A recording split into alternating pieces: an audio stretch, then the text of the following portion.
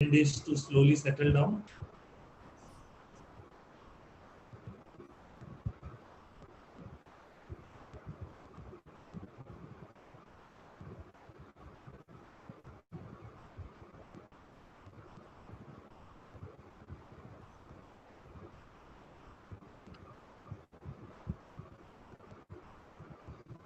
Ram, I'm starting. So 3, 2, 1. A very warm good afternoon to all the viewers who have logged in for day 2 of Jal Samrudh Maharashtra. At the outset, I would like to pass on our concerns to all the people who have been affected by the cyclone Gulab that has hit Maharashtra. We have been seeing since morning the images of how the havoc that has been caused by rains. And also we had a presentation scheduled for Aurangabad Corporation, but the rains are so bad that they have sent a video across and have apologized, saying that they have been put on special duty and hence cannot join today. So our concerns, we share the concerns and we pray that all the people across Maharashtra are safe. We had a very wonderful day yesterday. We had close to around 400 people who had joined in from across the various corporations and councils from Maharashtra. And I quite sure that, with the kind of exciting speakers that we have lined up today, we will again have a wonderful gathering today also. So without taking too much time, I would now like to invite Ms. Caroline Rituel, Deputy Consul General for the Kingdom of Netherlands, and she would deliver the opening remarks. Over to you, Caroline. Yes, thank you, Kailash, and also thank you, Smart Wastewater World. And yes, let's pray that all the people in Maharashtra are safe. I think that's a good beginning of this event as well. Thank you so much for organizing also day 2 of this very important program seminar, Jal Samrudh Maharashtra for the future of wastewater. Like our Consul General Bart de Jong yesterday mentioned as well, we are very glad to partner with Smart Wastewater World. So, and we, India and the Netherlands, we have a long-standing relationship in the bilateral water cooperation. And as demonstrated also during the Tech Summit in October 2019, but also during the state visit of our His Majesty the King to Kerala, also in October 2019. And the Netherlands has much to offer, especially in water treatment and integrated water management. And Dutch parties already engaged with Indian counterparts. So at present, our engagement is in the states of UP, the Namami Ganga program, but we also are engaged in Tamil Nadu, where we focus on water as leverage, water management, and conservation. And also in Kerala, where we mainly focus on flood management. And recently, our Ministry of Infrastructure and Water Management of the Netherlands has upgraded the status of India into a Delta country.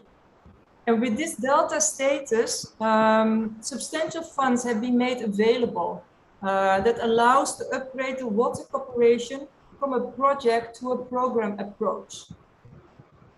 And in April 2021, at the Prime Minister's Summit, where Rutte, our Prime Minister Rutte did meet Modi, we also have agreed to have an annual ministerial meeting on water on a yearly basis.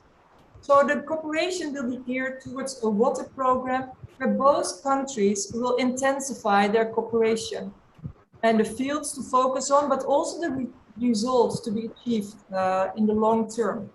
So the program will reflect a long-term engagement. And the Netherlands has a reputation for flood management. It's because it's far below sea level, like Bart de Jong, our Consul General yesterday also mentioned. But also because we are being at the receiving end of 3 main rivers in the Netherlands. It's the River Rhine, the Meuse and the Scheldt, or in Dutch, the Rijn, the Maas and the Schelde. And water treatment is just as much a part of our DNA. And speaking about that, technology is fundamental in addressing issues such as the reuse of wastewater, but also adding value to the water cycle to make it more sustainable. And we choose spatial solutions that are compatible with the natural system and the urban environment. So also today on day 2, the Jal Samrudh Maharashtra platform, we would like to share and exchange knowledge, expertise, but also experiences with you and to learn from you as well, and to contribute to a circular economy as a sustainable future for all of us.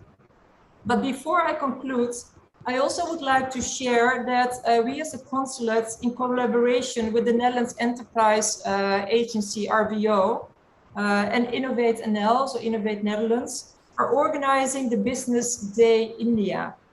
It's a one-day conference. It's on the 12th of October. And this conference is focused on promising sectors like agri, life sciences, health, hydrogen, but most importantly, urban water management as well. So the detailed information, of course, will be shared separately with you. But I would like to personally invite each one of you to join us at this session as well, which will be scheduled between 5:45 p.m. and 6:30 p.m. on the 12th of October. So please block your calendar and reach out to my colleague Priya. She's part in the audience here as well, Priya Anil, in case you may need any additional information about this. So thank you all. I will hand it back to Kailash now, and have a good program today as well. Thank you. Thank you, Carolyn, for delivering the opening remarks. So before I start, a quick request to all the attendees that it would be great if you could put your questions in the Q&A box instead of the chat box. That would allow me to pick up the questions during the presentations of the speakers. Yesterday at day 1, we had presentations from the corporation sides, and one of the concerns shared by most of the corporations was that in their drive or roadmap towards recycle and reuse, technology plays a very important role, and it's a challenge to them. Our opening speakers are going to talk today about the various technologies available, but most importantly, how do you go about choosing the right technology? I would now like to invite Mr. Uday Kelkar, Managing Director for NJS India, to deliver his presentation. Over to you, Uday. Good afternoon, Kailash ji. Thank you for the opportunity, and good afternoon to all and all the attendees. Let me share my screen.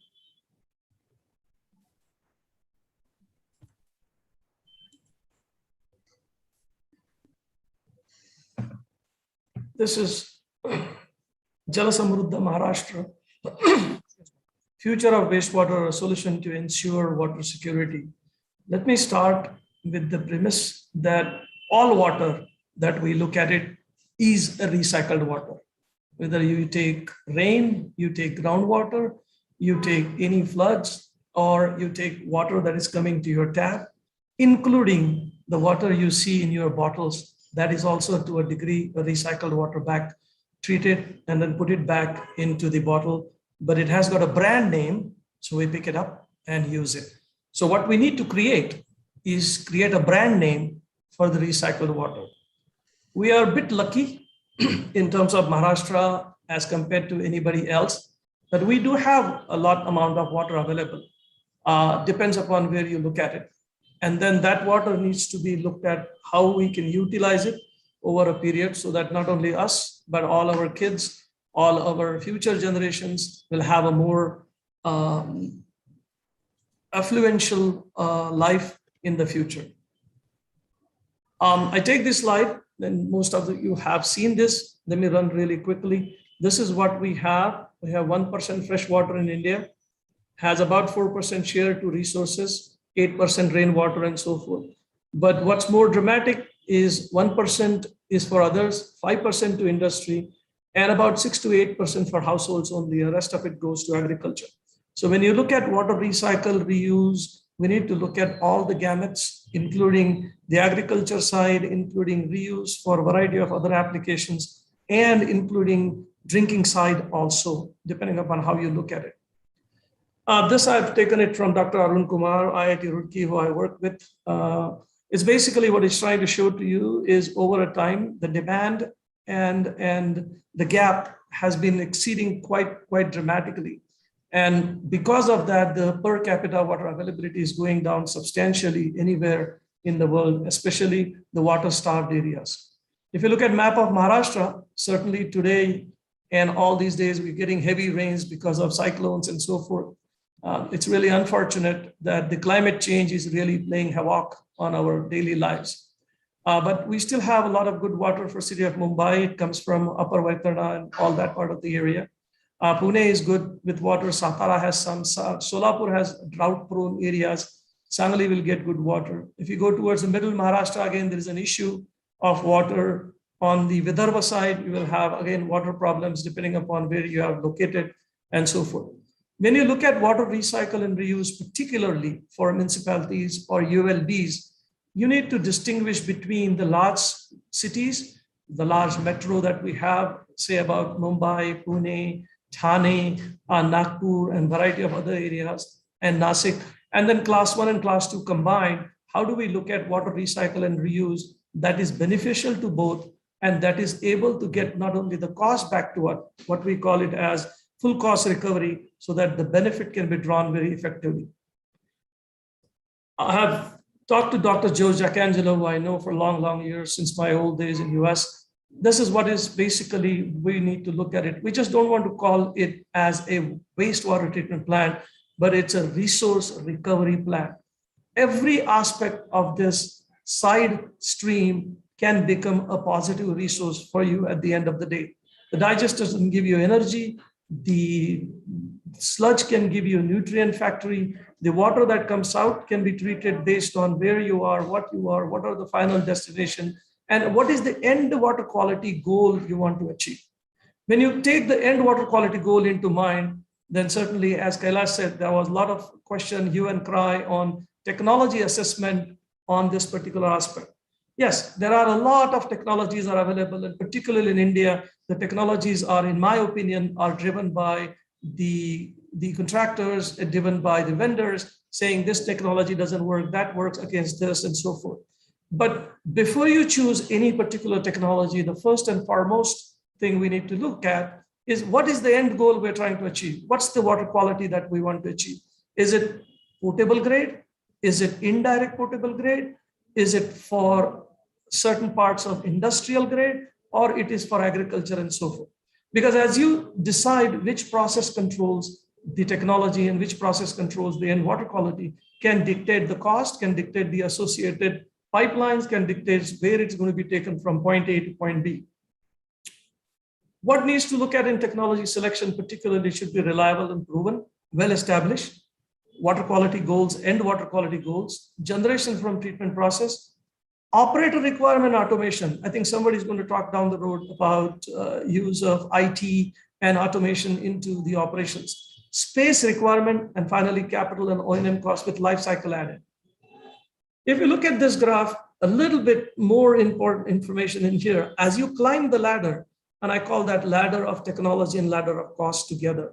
As you go from the irrigation side on the left-hand side corner, you can use a secondary treated water that is going to irrigation, that is going to nearby urban centers that have got some small amount of agriculture going and so forth. Or you may be in class 2 cities where you can take your small treatment plant and use that wastewater for irrigation. Or you can treat the water to a certain level in a city nearby and then discharge it for agriculture use through a canal or through a specific pipeline. Depending upon what water quality you need, for example, the new NGT guidelines dictate what should be your turbidity, what should be your BOD concentration, what should be your total phosphorus, and what should be total nitrogen. Depending upon metro cities, depending upon class 1, class 2, and class 3, there are slightly different variants in terms of discharge standards. Industrial non-potable reuse, wherever there is an industry available, if you can give water to them and have a directive with them that, okay, we'll provide you water at this, and we'll give you incentive to run this particular process so that we can save certain amount of water over time. I'll give you examples of each that we have worked for. Another classic is the indirect potable reuse. Many a times when you talk to people about recycle and reuse, the first thing that comes is no, recycle, reuse, I can't use, no, it's a wastewater. Because it's a psychological barrier that comes into picture, not a technology barrier. And I'm giving you this firsthand experience of last 30 years of working in this field, that there is a technology that can give you absolutely crystal clear drinkable water, but the psychology overplays the role of technology versus psychology, and psychology wins. So in this particular situation, if you want to do a recycle, reuse, apart from technology, another hand that needs to hold together is public awareness campaigns. A lot of work has happened in public awareness campaign to get acceptance of what recycle, reuse is. For example, in Singapore, everybody gives a name for Singapore, or everybody names a windhog in Namibia, where in Namibia, it just goes directly from your wastewater plant to your tap. But in Singapore, what they do is they take the water, treat it to a wastewater plant, then it goes through a reservoir, and then goes to the taps or industrial use. Their own premier, their own government stood behind this, because they know if they don't do it, they will have a water shortage coming from Malaysia down the road in the future. So this is what needs to happen. Direct potable use of high quality, this is happening, but not to that extent that everybody is going through that route. Those states or cities within the world are using this, providing that they can afford it and they can make sure that the quality is sustainable. Because one thing for sure, when you use water for a variety of other applications and use water for indirect potable as well as direct potable, the customers' satisfaction and customers' faith in the operators and the ULBs and the government is at highmost or at most level, because it's not only chemical, it's about chemical, biological, and physical processes that are involved. For example, we don't have that much problem in India right now, but those Western countries go through this process of PCPs, persistent chemical products, or beauty products, or various types of chemicals that we tend to use for our own consumption, or other chemicals that are taken through medicines. Those don't turn up 100% into your body. They come out of this through your discharge, and that discharge is to go to your wastewater plant. And then you need to look at it, whether you need to consider and how to consider this particular processes. Why we need to look at it? Because it's a resource sustainability. Maharashtra doesn't have this direct issue, but some of the states have interstate disputes. Your own water will be your own water if you try to use it. And some of the states are now understanding this particular aspect. I can state here that I believe, correct me if I'm wrong, that Maharashtra is the only state that has got water resources regulatory authority that talks about recycle, reuse, that talks about cost of reuse water, that talks about variety of other plans for using water differently for agriculture plus cities plus other places. So in other words, fresh water can be available, but in interstate dispute is nullified when you take recycled water, because it's a captive resource on your project. I'll not go into this slide more detail, but this basically gives you a water resources policies at national level right from 2008 till 2021 through Ministry of Jal Shakti, and initially started with National Urban Sanitation Policy and so forth. This is what is happening in India, particularly on recycle reuse, that we can adopt in Maharashtra and look for it. Industrial usages in large cities, yes, there is Mumbai. Mumbai is using it. For example, RCF, Rashtriya Chemicals and Fertilizers, is using wastewater coming from Mumbai and utilizing for their own processed water. Chennai is much ahead of that. Chennai is doing it for longer period of time for CPCL, Chennai Petroleum Corporation. Surat is now much ahead of the ball game. They got almost 230, 250 MLD water that is being reused for a variety of industrial applications. So as Delhi looking at it. Indirect potable, there have been pilots done, and I'll share some data with you. Bangalore, Hyderabad, Delhi, Pune, Chennai, all these places we have done indirect potable. Basically, we need to take into a psychological barrier into hand, saying that the water is treated, put it back upstream of the water that is flowing as a river into your city, and then take that water for your treatment for regular water treatment process, and then move to the distribution system. Non-potable, we need to have that most of the buildings and most of the cities buildings in the cities, both government and non-governmental, should go for non-potable application of using water that is generated from their wastewater or generated from their sinks and generated there from latrines and so forth. Agriculture and horticulture, many large cities are looking at it, how to do a drip irrigation, how to save this water, and including use a recycled water, because if you treat the water only up to nitrogen and phosphorus left control, then that's a good nutrient to have and use it in the process. Lake restoration as the lakes to be used as water bodies can be also considered, that you take your wastewater, treat it to an extent so that both the nitrogen and phosphorus doesn't not become a limiting nutrient for the growth of algae or anywhere else, and you can certainly maintain the water balance within the lakes that you are looking at. Hyderabad has done very beautifully. Bhopal, Delhi is looking at it seriously. Bangalore is trying to look at into that. Jaipur has done. Or you can use other side of the treatment using thermal power plant, cooling water. Nagpur was ahead of this. We did the project for city of Nagpur, wherein bench allocation was getting into trouble for city of Nagpur, so decided to draw some other water. But instead of that, it was shown that if they take, and Honorable Nitinji Gadkari was very, very helpful in this, pushing this particular process. The government of Maharashtra at that time was also very, very effective in putting a Vidarbha or Nagpur recycle reuse policy. So you need both the private partners, you need the government, and you need the public to move through the process. Based on this thermal plant and cooling and use of treated water, the Jal Shakti and also the earlier version of Jal Shakti, the Water Resources Department, Ganga Rejuvenation and everywhere else has now directed through the Ministry of Power and Ministry of Petroleum that they will use nearby water coming out of wastewater to a treatment process so they can use it for their cooling tower. And if required for their DI or deionized process, they can use either RO or a process that requires. One thing I would like to give you that you can create absolutely good quality drinkable water much cost effectively through wastewater processes rather than going for a desalination.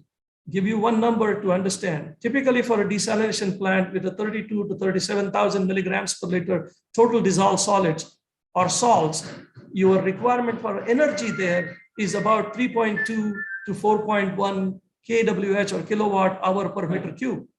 Whereas if you use the RO process for directly utilizing for drinking or non-potable, indirect potable group, then your requirement of energy is less than 1/3, is 1.1 to 1.4 kWh per meter cube. That's where your cost goes down. But sometimes the psychology plays more role into this rather than the technology. So technology is available, not an issue at all. Some examples. 2 more minutes. Yeah, some examples. This is a Coimbatore water plant that is going to discharge into the lake. This is a Surat plant that is going to discharge into the lake. This is the Mahajanko plant, 130,000 meter cube per day or 130 MLD. This is the water reuse guidelines that was developed for Nagpur region for that particular project. This is the RCF plant doing. This is Welspun, which takes the entire wastewater from that particular city in Welspun Industries and completely uses it for a variety of process application within their plant. We have done pilots. This is the pilot in Delhi that we have done. And my prize photograph I would like to show is late Sheila Dikshit ji drinking this water. But again, if you closely read the caption, it says Sheila Dikshit ji takes a sip of treated water. It doesn't say where this water came from.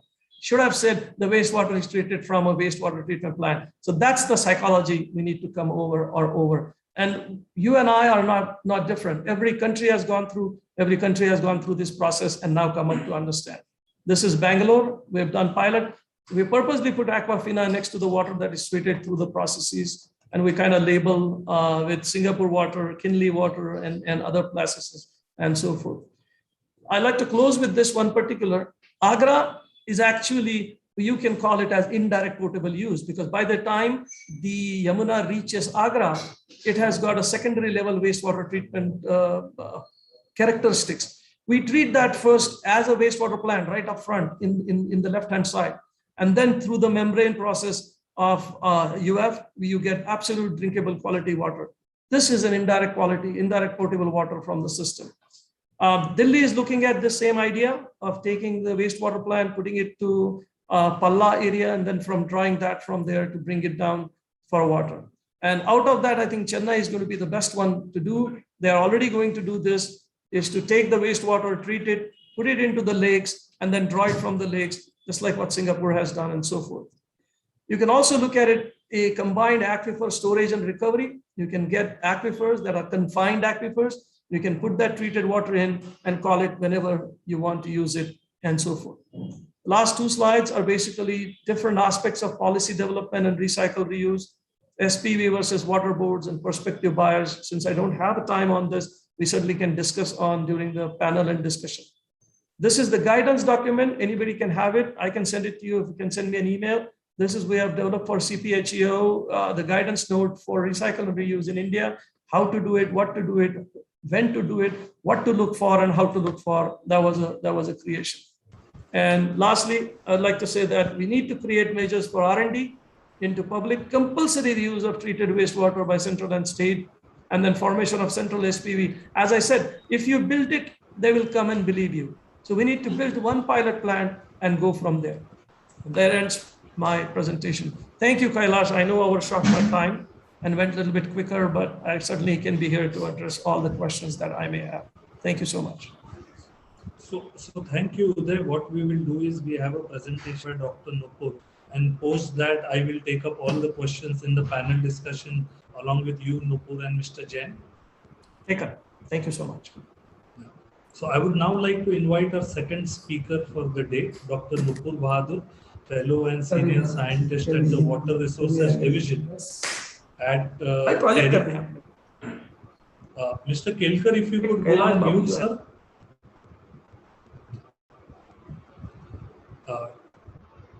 Dr. Nupur, if you could unmute yourself and start your presentation. Yeah.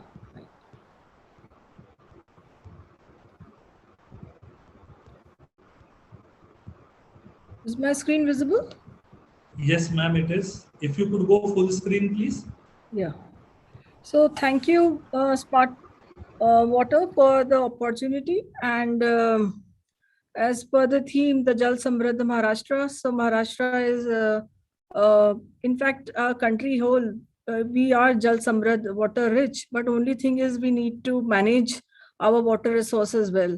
So it's a great opportunity to be connecting, and being a research organization and a think tank, I would, through this platform, I would be sharing a few recent research interventions done in this area and the technology developed, and we have to take it forward from here. So it is basically I am talking about the integration of TERI advanced oxidation technology. It is called TEDOX, to ensure urban water security, closing the loop. So basically, I'll be very fast because here first I'll be talking about the technology.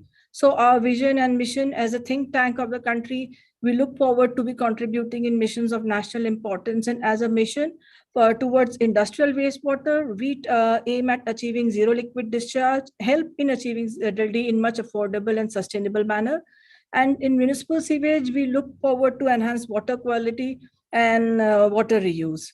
So our technology platform, I'll be coming first to the technology, its successful case studies, and how it could help in the existing problems. So here we are talking of advanced oxidation technology or a process, and it is a simple, any technology or a process which generates hydroxyl radical for oxidation is termed as advanced oxidation. And based on the source, we have different classes of wastewater of different AOPs.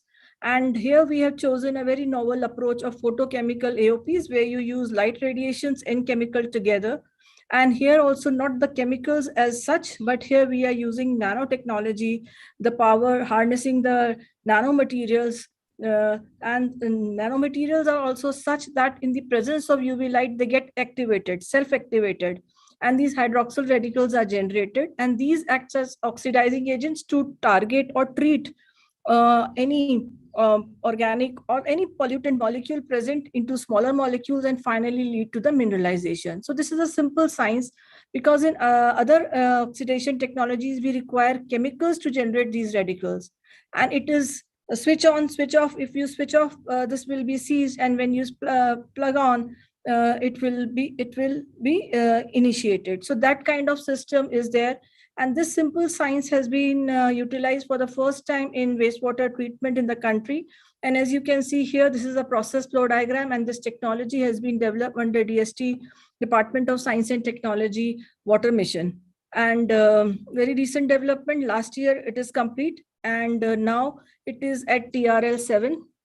And as you say, in the process stage 1, we have come up with very novel formulations of coagulation flocculation so that sludge is reduced at stage 1.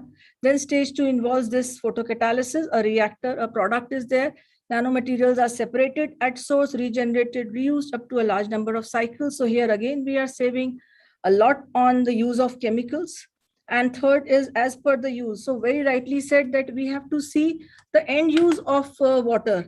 And accordingly, we have to integrate any technology. So this is the first 10 KLD plant, functional in Terry Gurgaon campus. And very quickly, I'll be going to the successful case studies. First is industrial, and second will be municipal sewage.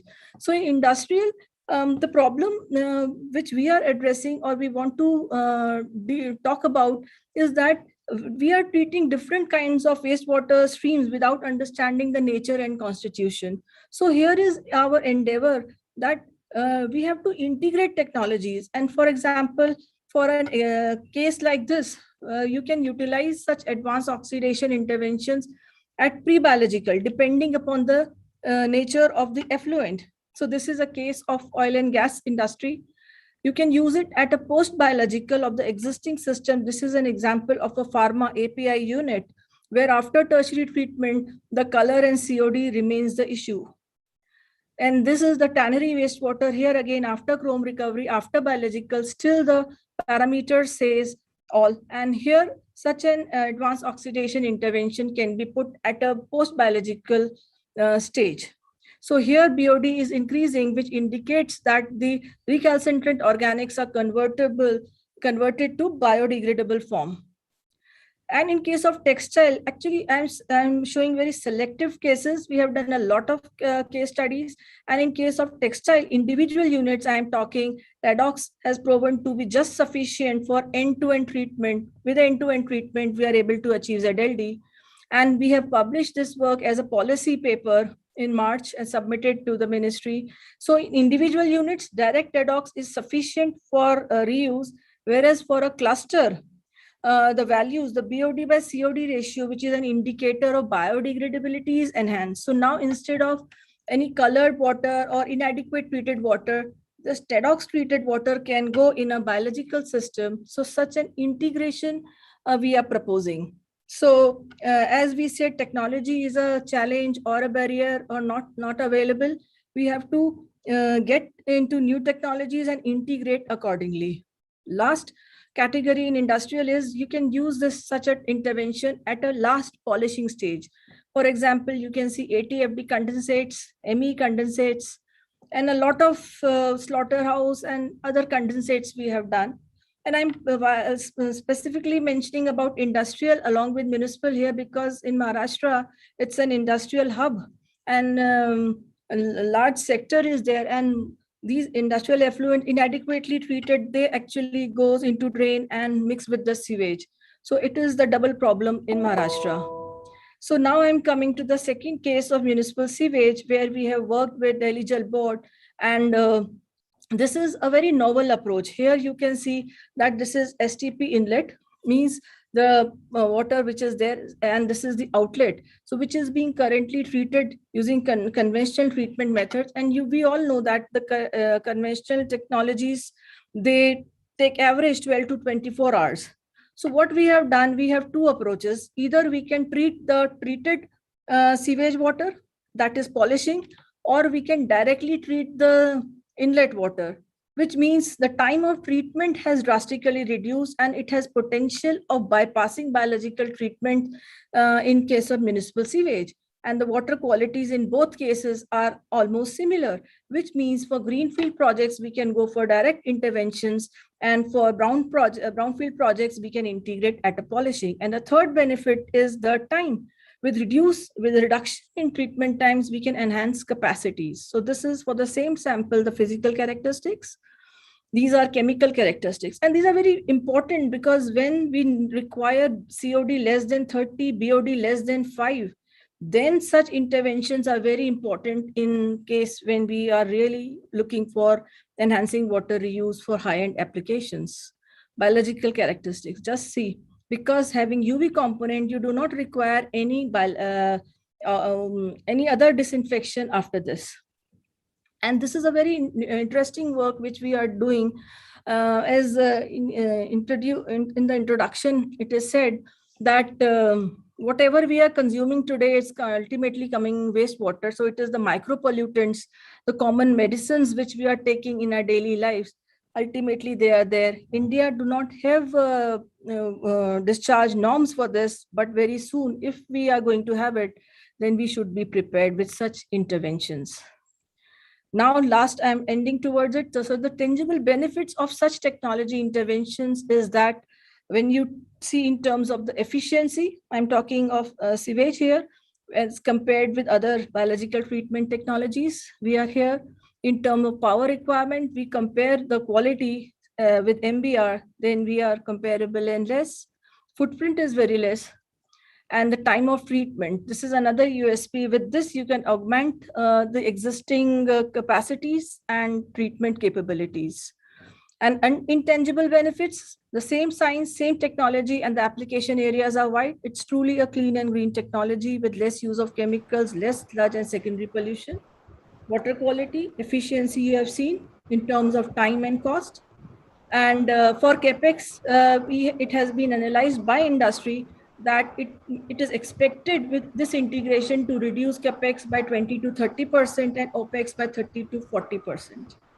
Having small footprint, it could be modular, integrated, retrofitted, and a very interesting sector which is already in Maharashtra, the builder sector or the building sector, which have the limitation of biological treatment, aesthetic issues, space issues. Such technology interventions bypassing biological can be a big boost to this sector, having RIA compliance as well. So these interventions help the first issue of sustainability. What we see here is that we are basically converting any one pollutant to another with secondary pollution. And the overall load on tertiary, just imagine this orange color water going into tertiary, and now such, for example, a TEDx treated water like this going into tertiary brings a lot of, it reduces the load on tertiary treatment. Hence, we can make ZLD more affordable and sustainable. Second issue is resource and energy efficiency in a chemical industry. This is a source file from MOEFCC website from a chemical industry in Maharashtra. And for high COD, high color and high TDS stream, what we are doing here, we are using ME, then moving ahead. So these are three sectors. So all here present must be familiar with such a kind of intervention. So having TEDx integration, we can help in reducing the resource and making more resource and energy efficient, especially in this secondary stages. Third issue this technology can help is in the removing the toxicity and improving the overall health of the ETP, especially in industrial, and where if you can have it at pre-biological, it will improve biodegradability, remove toxicity, and thus can improve the health of the system. And every day we come across such news from Maharashtra, and it's a very common problem across the country of inadequate treatment across point and non-point source pollution. So such issues could be mitigated. So this is there. And finally, the last issue is when Government of India is coming up with a national policy on safe water reuse, and we are looking for high grade water quality of COD less than 10, TDS this. And for sewage, if we want BOD, COD, these, so where we can look forward to with such interventions. And lastly, all our studies are backed by these international high impact research publications. These are some technology awards.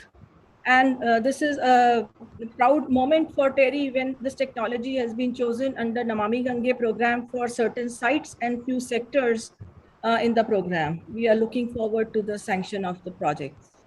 We have come up with the first policy brief of this technology in textile and industrial sector. And last but not the least, month, Ministry of Science and Technology made a press release on this technology, and the results are published on our DST website because this technology is developed through their funding. And now we have a dedicated center on this technology for water reuse. So as a way forward, I welcome through this platform pilot demonstrations under various stages. We can start with small volumes to on-site pilots. With wastewater treatment technology companies, we look forward to technology and trademark license agreements which are ready in place. And also we have Terry Mumbai office, Miss Anjali Parasnis, she is in the audience.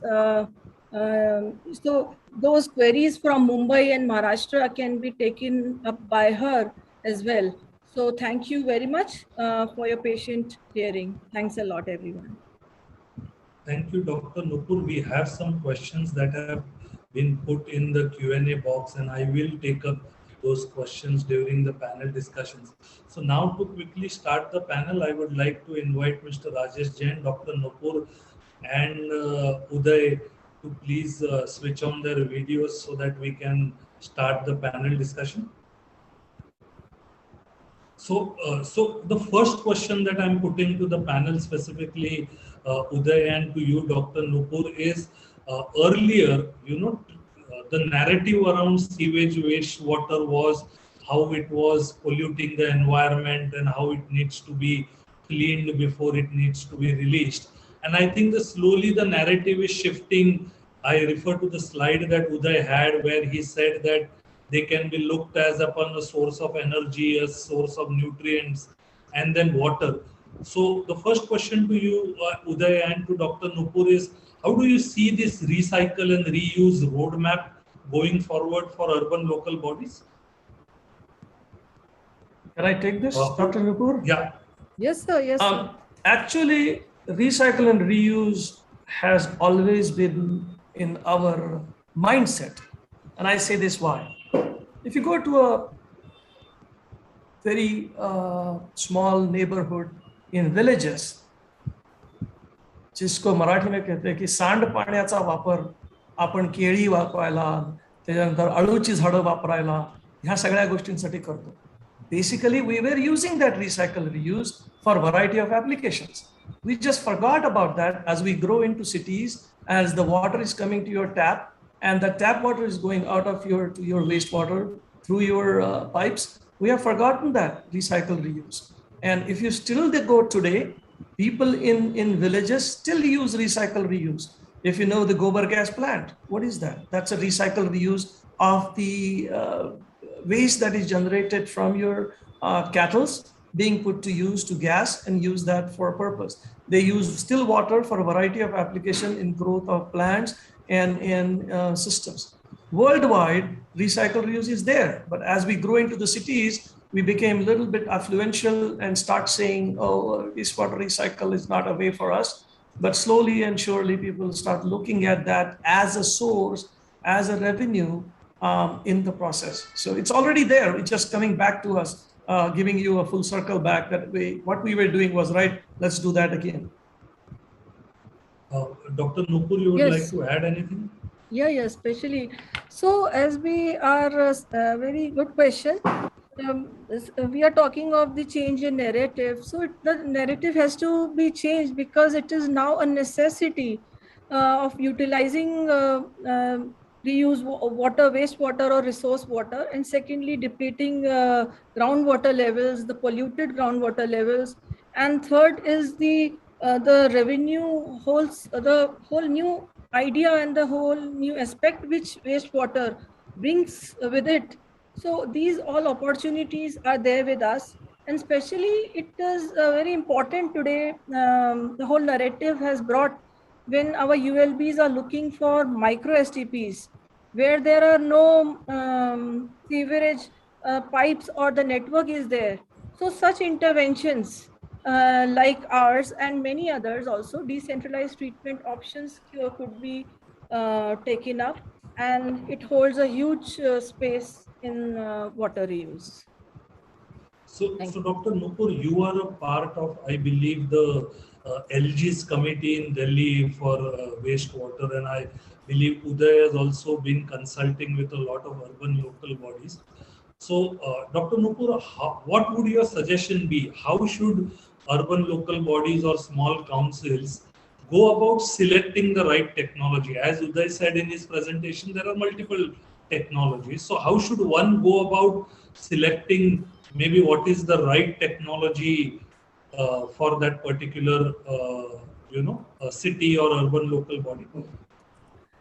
Sir, what I would say that as rightly said in the beginning, we have to see the end use. So any water, because the urban water coming from this sector is huge. So it could be at present we cannot see the use beyond irrigation, horticulture, or dilution. So if we want to enhance reuse, so for agriculture, what is the requirement? You have to use a technology accordingly. You want to provide nutrients and this, so technology should be providing it, not removing it. For high end reuse, as I have stated in my case studies for cooling tower and all, where your COD less than 30, BOD less than 5 for industrial process you use, you need to integrate such advanced oxidation technologies.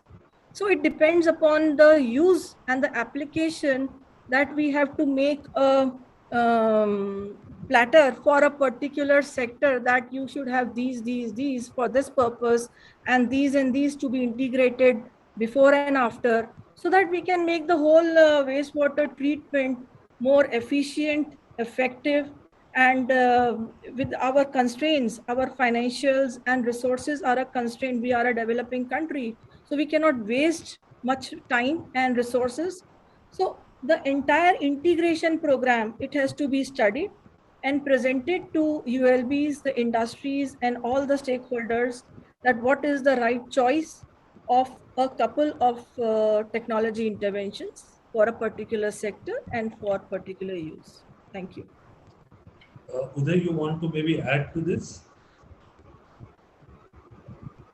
Yeah, one of the slides I kind of breezed through that we have done for Mahua, or the old name Ministry of Urban and Development, for CPHEO. Basically, worldwide, if you look at it, all the recycle reuse guidelines, whosoever has done it, Europe has done it, UK has done it, US has done it, or Australia has done it. All of them have specific water quality end goal requirements depending upon the type of water that is going to be used for, whether it's industrial, whether it's an agriculture, what type or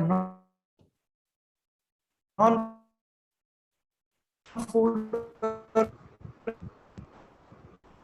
agriculture.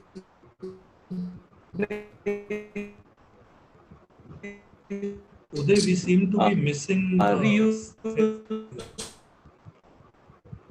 We seem to be having a little bit of a technical lag at your end. It's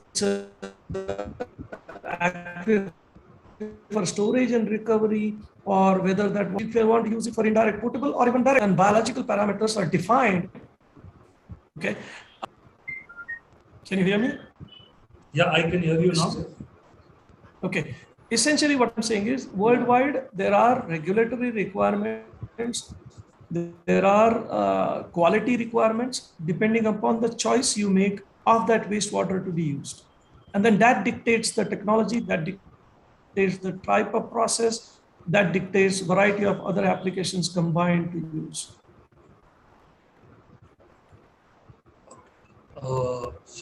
Coming to you, Rajesh, now, I think in one of the slides that Uday had presented, he talked about how automation of the STPs is also a key parameter. And I think we have all seen the tremendous role that digital technologies has in transforming a whole lot of sectors. How do you see the role of maybe digital technologies in the wastewater sector? How can these technologies help wastewater plants? Yeah, good afternoon. Thank you, Kailasji, for this question. So, we have been executing and operating many of the wastewater treatment plants, and we saw this challenge. Even if you have a lot of PLC, SCADA, and a lot of automation built during the project stage, sometimes it is difficult to maintain the automation levels because of the operating team doesn't understand how to maintain the automation, the sensors, the relevance of data, etc. So with a lot of these IoT technologies, which we are also working on, and monitoring the plants, and so automation and monitoring has to coexist. If it does not coexist, then it breaks down, is what our experience is. And then of course it has to be integrated into the whole operation to make the whole plant reliable in terms of output, water quality, compliance, quality, quantity, etc., etc. So it is very relevant because we are not finding people, and it is also becoming very, very costly to hire good resources to maintain the plants locally. So to reduce the cost, to meet compliance needs and safety, water quality, etc., I think digital technologies are becoming very, very relevant and very, very cost effective. But Rajesh, if you see, most of these plants are old, plants that have been there for a long time. How does one, as a urban local body or as a plant operator, how does one start planning the digital strategy? Here you have your legacy systems. You cannot just shut the plant off and try to introduce digital technologies. How should one start going about this entire process? So I think a lot of this digital technologies in terms of sensors and software can be retrofitted. So you don't have to take any shutdown of the plant unless there's a major retrofit required because the plant is not able to meet the desired norms or desired parameters, which is, and in any case, you need a retrofit for that. But digital technologies can easily be retrofitted in a running plant, operational plant. And the relevant digital technologies are independent of, agnostic of any technology. So let it be any technology, the old technology or a new technology, the right sensors or right parameters have to be monitored and integrated through a software to manage the plants more effectively. I hope that made. Yeah, so yeah. I think so. Uday, are you back on? Yes, I'm back on. Light just went off here in the client's office, so I'm sorry. Okay, it's part of life. Uday, my specific query to you is, in an urban local scenario, we see a situation where there is the urban local body, there are design consultants, there are contractors, there are technology vendors. So how does one work in this environment and maybe try to bring all the stakeholders together in having a kind of a roadmap for these projects? I think for any ULB or city who wants to do the recycle and reuse for a variety of applications, whatever it may be, the first and the foremost would be to do a public awareness campaign. Hey, we're going to do this. You're going to be part of this. Let us go look at it, what we should do, what will save us, how would we create an additional water resources. Once you have that, then the roadmap can start for an industry basis, then the roadmap can start for lake restoration and so forth. Ad hocly, if you start, then there will be always an issue with respect to recycle and reuse. Whenever a recycle reuse project has become successful, it has because of the close coordination on public-private partnership and public awareness campaigns. But we forget not to do that. I mean, we forget, we don't do this, and suddenly a project comes, and then there is a big hue and cry about not understanding what reality is. So I always advocate that we need to do a long-term plan, put enough funds into the public awareness campaign, do one-on-one meetings, do mohalla clinic, if you want to say that in terms of that.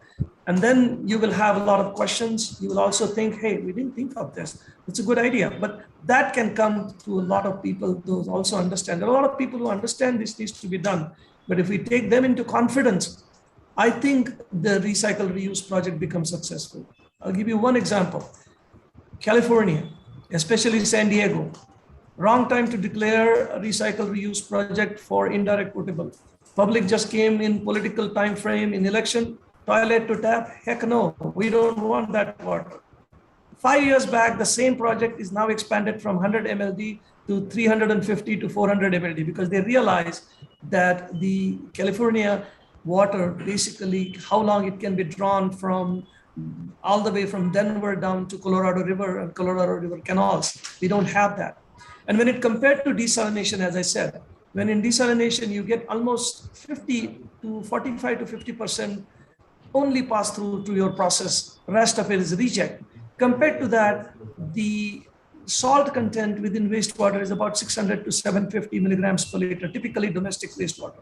So your pass through is almost 85 to 90%, take plus or minus 10%. But that is still much higher than putting an RO quality-wise water going into.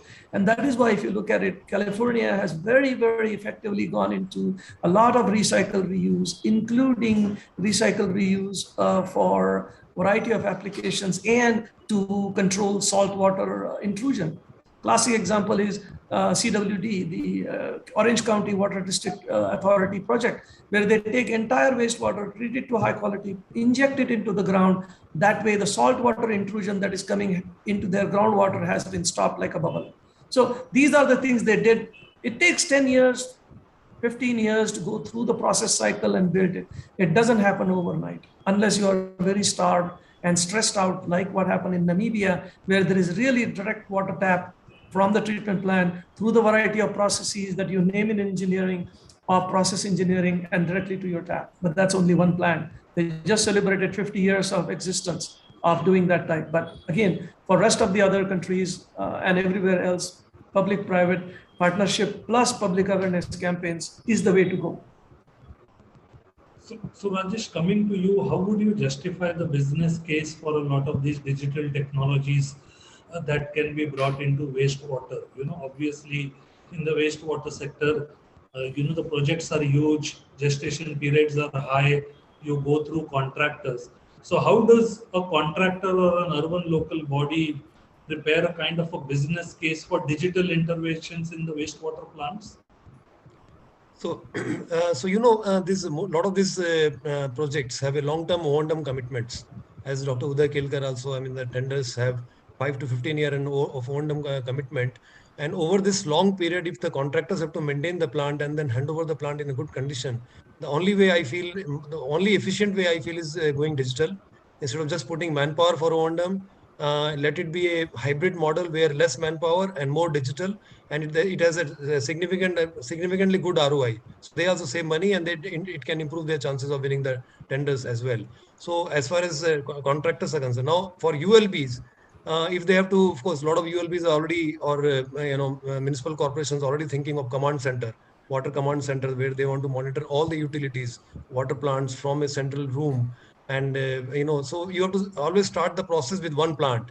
You digitize one plant, create a success story, and then replicate. Once the objectives are met in one plant, then replicate that and have a command center to manage the whole thing. It's I think going on all across. We have seen the success. Of course, the Western countries did it because the cost of manpower there was huge. We are doing it because we can't rely on our unskilled manpower to manage the wastewater treatment plant operations. They break down. So instead of so I would suggest that wherever we are building the new plants, we should go with digital technologies right from day one. And the existing plants, the old plants, we can always retrofit and do a mix and match and try and achieve the objectives. So Dr. Nupur, coming back to you, we saw your presentation on TEDx, and I'm sure there are a lot of brilliant minds in India who work or are continuously working on developing new technologies. My question to you is, homegrown domestic technologies maybe versus global technologies. Global technologies have the advantage that they have proved themselves over years and over scalable, over large projects. So question to you is, how would you look at these homegrown indigenous technologies versus the global technologies? Sir, first of all, the technologies which we say they are global and they are well established, so they also had their first day of beginning and the first break.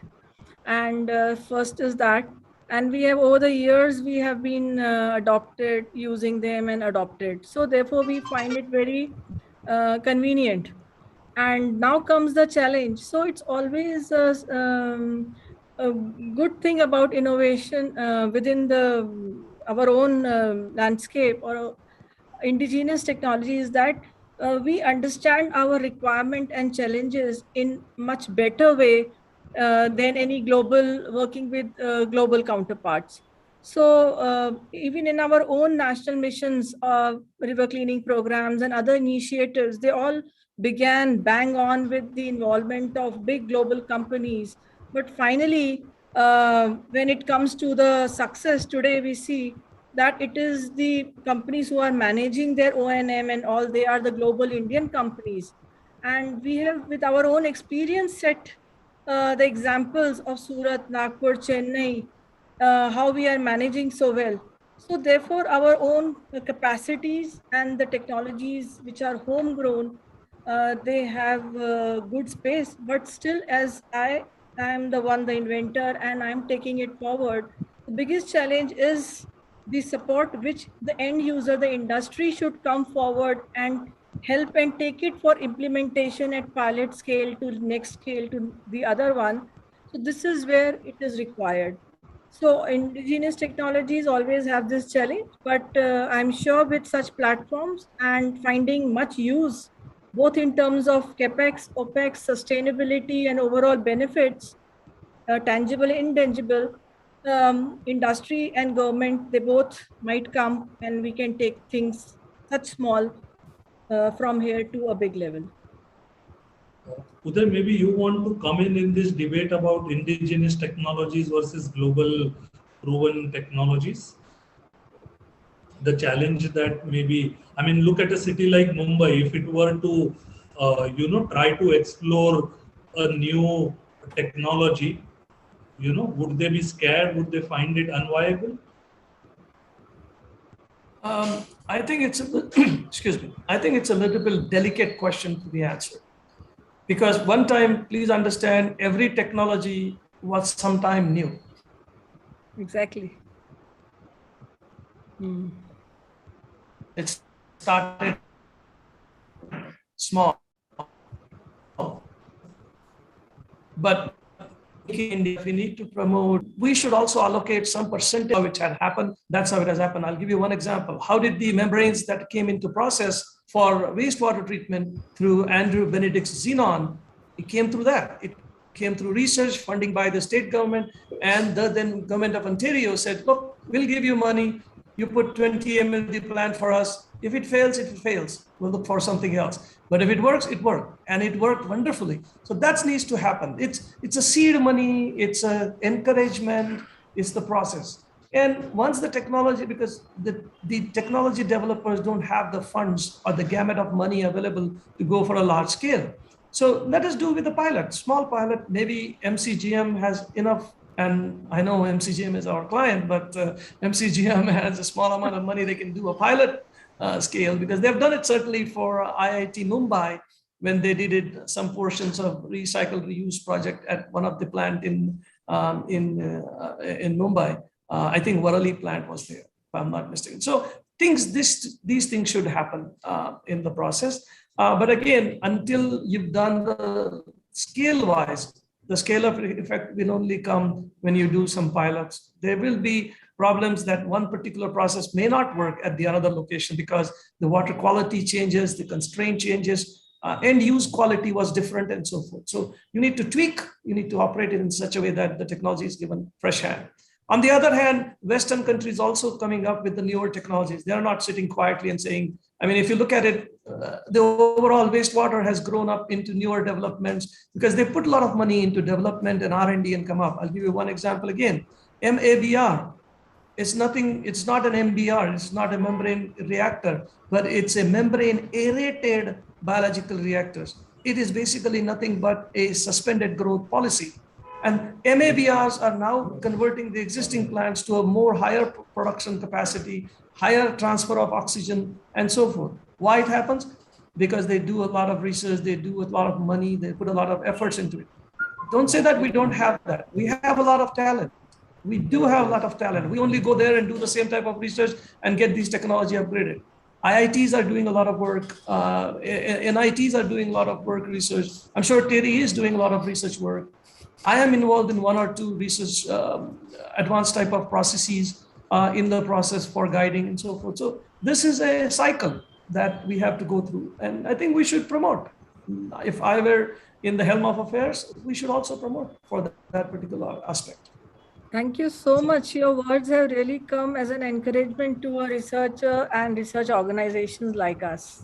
Thanks a lot. I have spent 6 years of my life doing research and pilot, so I better say this. So I think we should approach NGS now for the pilot. So Rajesh, my final question to you is, typically when we look at wastewater plants, we see pipes, we see MBRs, membranes, we see walls. You know, when I speak to urban local bodies, the concept of digital has still not sunk in. So what do you think is the challenge for companies like you as to, you know, how do you push the digital mandate or the digital message? So, you know, what is happening, the challenge, real challenge is, you know, when the project is in the planning stage or, you know, in the phase of execution, it takes a long time to implement a project. From maybe, you know, from planning to execution takes about maybe 2 years or 3 years, because land acquisition, design, approvals, you know, procurement, construction, etc., etc. So that's a very long cycle. And, you know, we are sometimes not patient enough to wait for that sort of a long cycle. Now, in a running plant or in running operations, what happens is, you know, there's some amount of capex which is required to have the sensors in place. And that capex sometimes becomes a small capex becomes a constraint, because who will put that capex? Whether the contractor will put the capex or the ULB will put the capex and all that. And they, you know, although they like the whole idea, but then there's always, you know, a resistance, you know, because they have to go through a process of tendering and all that. Yeah, but the things have started. I think things have started moving. A lot of people, we are working with DJB for a large plant, which is giving them a problem. We also talking to a lot of other ULBs, and I think that things are quite positive. Yeah, but the government system has to, you know, digest it the way they are used to, you know, doing it, tendering and all that. So yeah, that's a process which we have to learn. So great, Rajesh. I wish you all the best. So I would like to Uday. Can I just add one to Rajesh ji? Yeah. Digital is going to be there, whether you like it or not. Classic example, 2 years back, if Honorable Modi ji has not started digital, we would not have gone to the banks and no money in hand. Even my sabjiwala today gives me a digital little square and I draw with my phone onto it, all the money transfers. So we have adopted that. So we will definitely adopt it in other places. We will have, it's like there were no telephones and suddenly you have all the cell phones in hand and the world is looking at you that you are the cell phone selling, buying entity. It's going to happen. And exactly. That's the future. Exactly. So, yeah, great. So I think we have had a wonderful discussions, and I would like to thank all our 3 panel members, Dr. Nupur, Uday and Rajesh, for taking time out of their busy schedules and, you know, sharing their insights with you. So we have a lot of technical questions that have come into the Q&A box. I will be sharing these questions both with Uday and Dr. Nupur, you know, and would request them to, you know, maybe provide their answers within a day or two. Sure, definitely, we'll provide. So thank you, Uday, thank you, Dr. Nupur, and thank you, Rajesh, for you know, this wonderful panel discussion. Yeah. Thank you so much. Thank you, Kailash. Thank you for the opportunity. With one request, can I be out of the system because I got to go for another meeting? I'm sorry, I'm in Bangalore today, and there are meetings. No problem, Uday. I thank you for taking time out and attending the session. Bye-bye. Thank you. Thank you, doctor. See you in Delhi sometime. Bye, Rajesh ji. Bye-bye. To see you this time. Thank you, doctor. Take care. Bye, Bye. Kailash ji. Thank you, Kailash ji. Thank you. Thank you. Bye-bye. So this brings us to the next session of our Jal Samrudh Maharashtra, which has a special focus on digital technologies in wastewater. And our first session is going to be about going digital. How do you build water resilience for sustainable urban developments in this era of climate change? And this is a joint presentation between Rajesh Jain and Mansi Jain from WAP Systems. Over to you, Rajesh. Yeah, thank you. Thank you, Smarudh, Kailash ji and Embassy of Netherlands for giving us this opportunity. So, you know, we have been working in this area for the last many years, building sewage treatment plants, effluent treatment plants, and also doing O&Ms for these plants across India. And we, over time, when, you know, water scarcity is rising. There's a pressure, there's a water crisis which is happening, and people want to, the corporates want to have water resilience. So wastewater treatment and reuse is one of the best options to build water resilience in the system. We don't have to depend on too much of external water. Rather, the fresh water should be only seen as makeup water, so that's when we thought of this building this digital platform for wastewater treatment plants and managing the water assets. So I'll our topic is building water resilience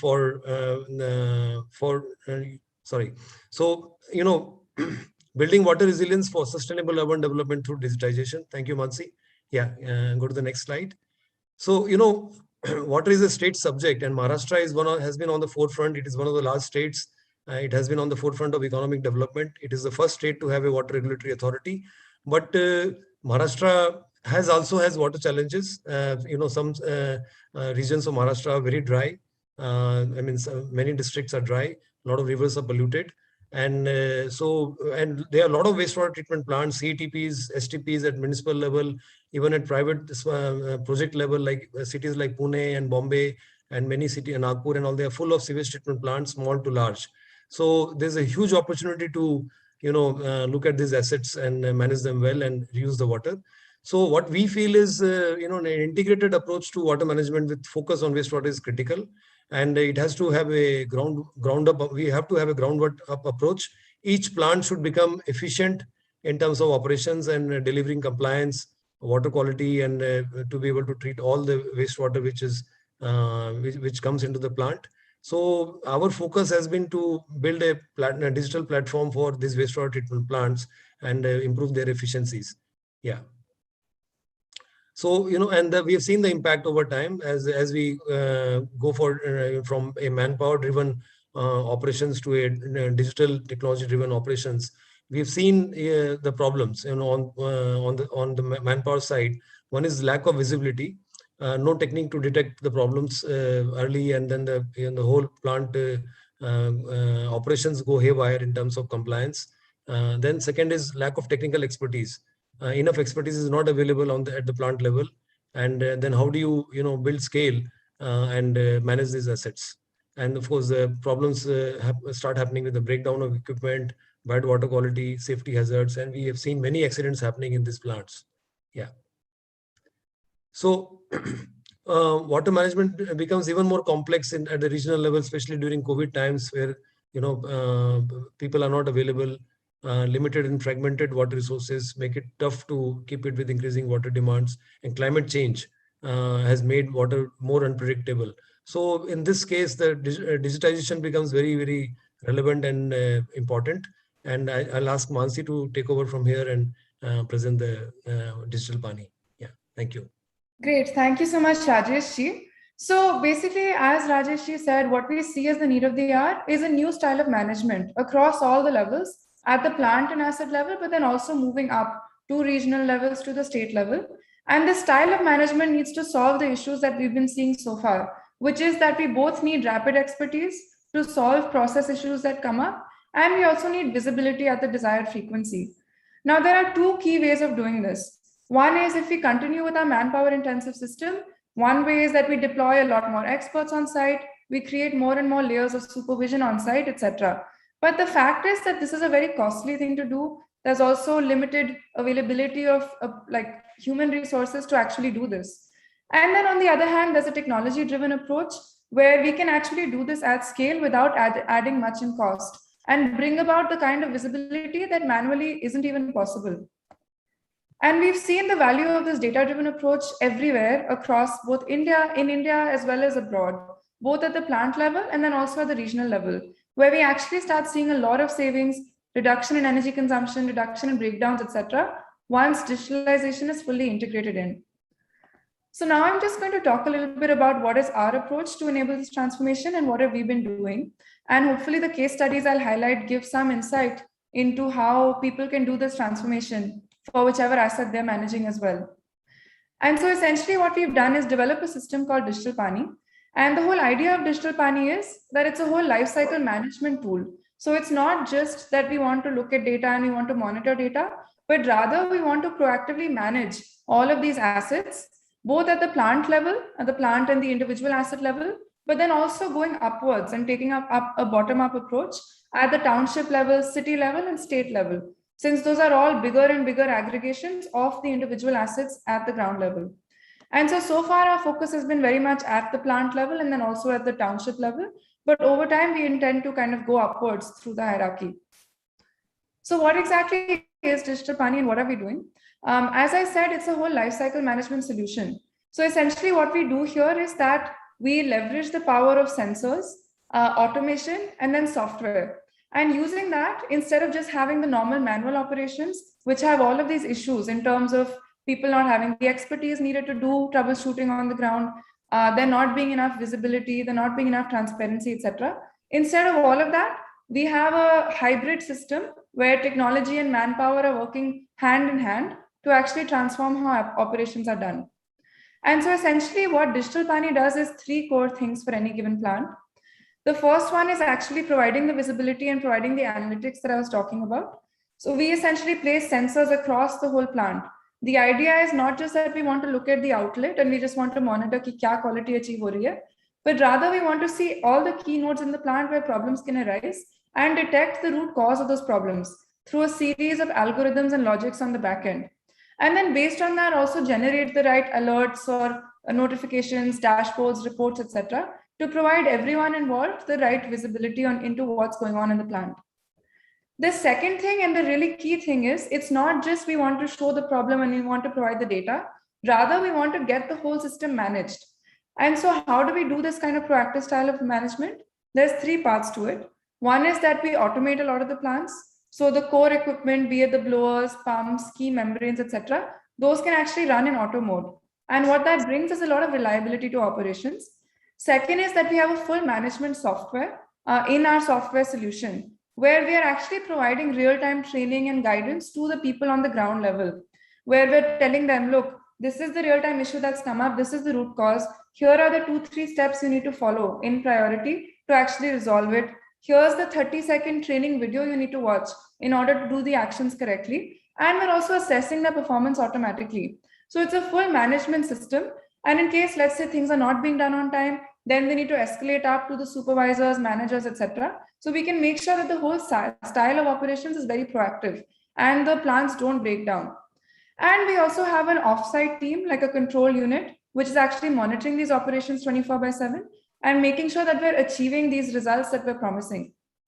The third thing is that in any wastewater plant, it's very important to take a life cycle perspective, because these are long-term assets, at least 15, 20 to 20 years of life cycle each plant has.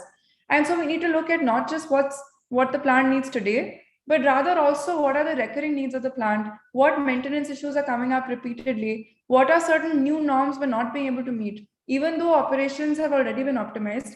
Accordingly, how do we recommend to the customer what are the exact upgradations they need to get high ROI on their investment while making sure their plant runs well? So this is kind of what we're doing, and it's a full end-to-end approach to the problem. So just to give a few examples, so when I say we're detecting issues comprehensively, what does that mean? It means that when you look at the pre-treatment area all the way until the end into tertiary, we have solutions for each node of the plant where problems occur. So just to give you a few examples, let's say the bar screen, where it's very important that the solids get screened out properly. Otherwise, if the pumps and filters and membranes, etc., start choking, we can actually detect, is the bar screen choking? Is it being cleaned properly, etc.? And then another example I'll give is the core biological process itself. So in any biological process, it's very important to look at what is the nutrient buildup happening. Is the bacteria filamentous? Is there enough MLSS being built up? Are the nutrients recirculating in the system properly? And this is what becomes very core to the whole management of the system. So we actually have certain proprietary sensors that we have developed to actually look at this whole biological process in a comprehensive way while still keeping it cost effective. One last example I'll share is filters, because we commonly find that in a lot of plants we go to, the filters are repeatedly choking and a lot of the inflow is not being passed through the plants because of that. So here we can actually detect, are the filters choking? When are they about to start choking? Accordingly, trigger the backwash actions that are required and even monitor the feedback. Have they been backwashed properly? has that actually affected filter performance, etc. And so using these inputs, manage the whole system. And just to show you a few sort of snapshots of the software aspect of this, which I was talking about, these are some snapshots of our dashboard. We have a full portal where we essentially provide all this reporting and analytics that I was talking about. So basically sitting on anyone's desk, you can see what's going on in the plant. You can see exactly what are the current issues that are live in the plant. What has the operations team done to actually resolve them?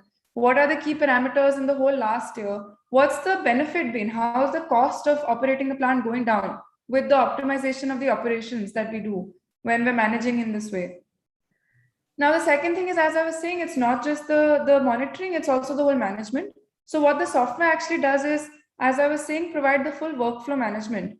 So the operations team on the ground also receives their own app where they're getting all the instructions in their regional languages, say in Hindi, to say on, let's say even in Marathi, to say that these are the issues that have come up. This is what you need to do in a prioritized way. इसको पहले करना है, इसको next करना है, इसमें ऐसे instructions से करना है, ये training video देखो, etc. And then again escalating it, as well as providing full transparency to anyone. What has the operations team actually done to resolve issues? What has not been done? So the whole system can be managed very proactively. And then here's another quick example, which was the life cycle aspect that I was talking about. So here, basically making a full log of all the maintenance issues that have come up, breakdowns that have happened in the plant, accordingly triggering any upgradations that are required, and providing full technical guidance as well.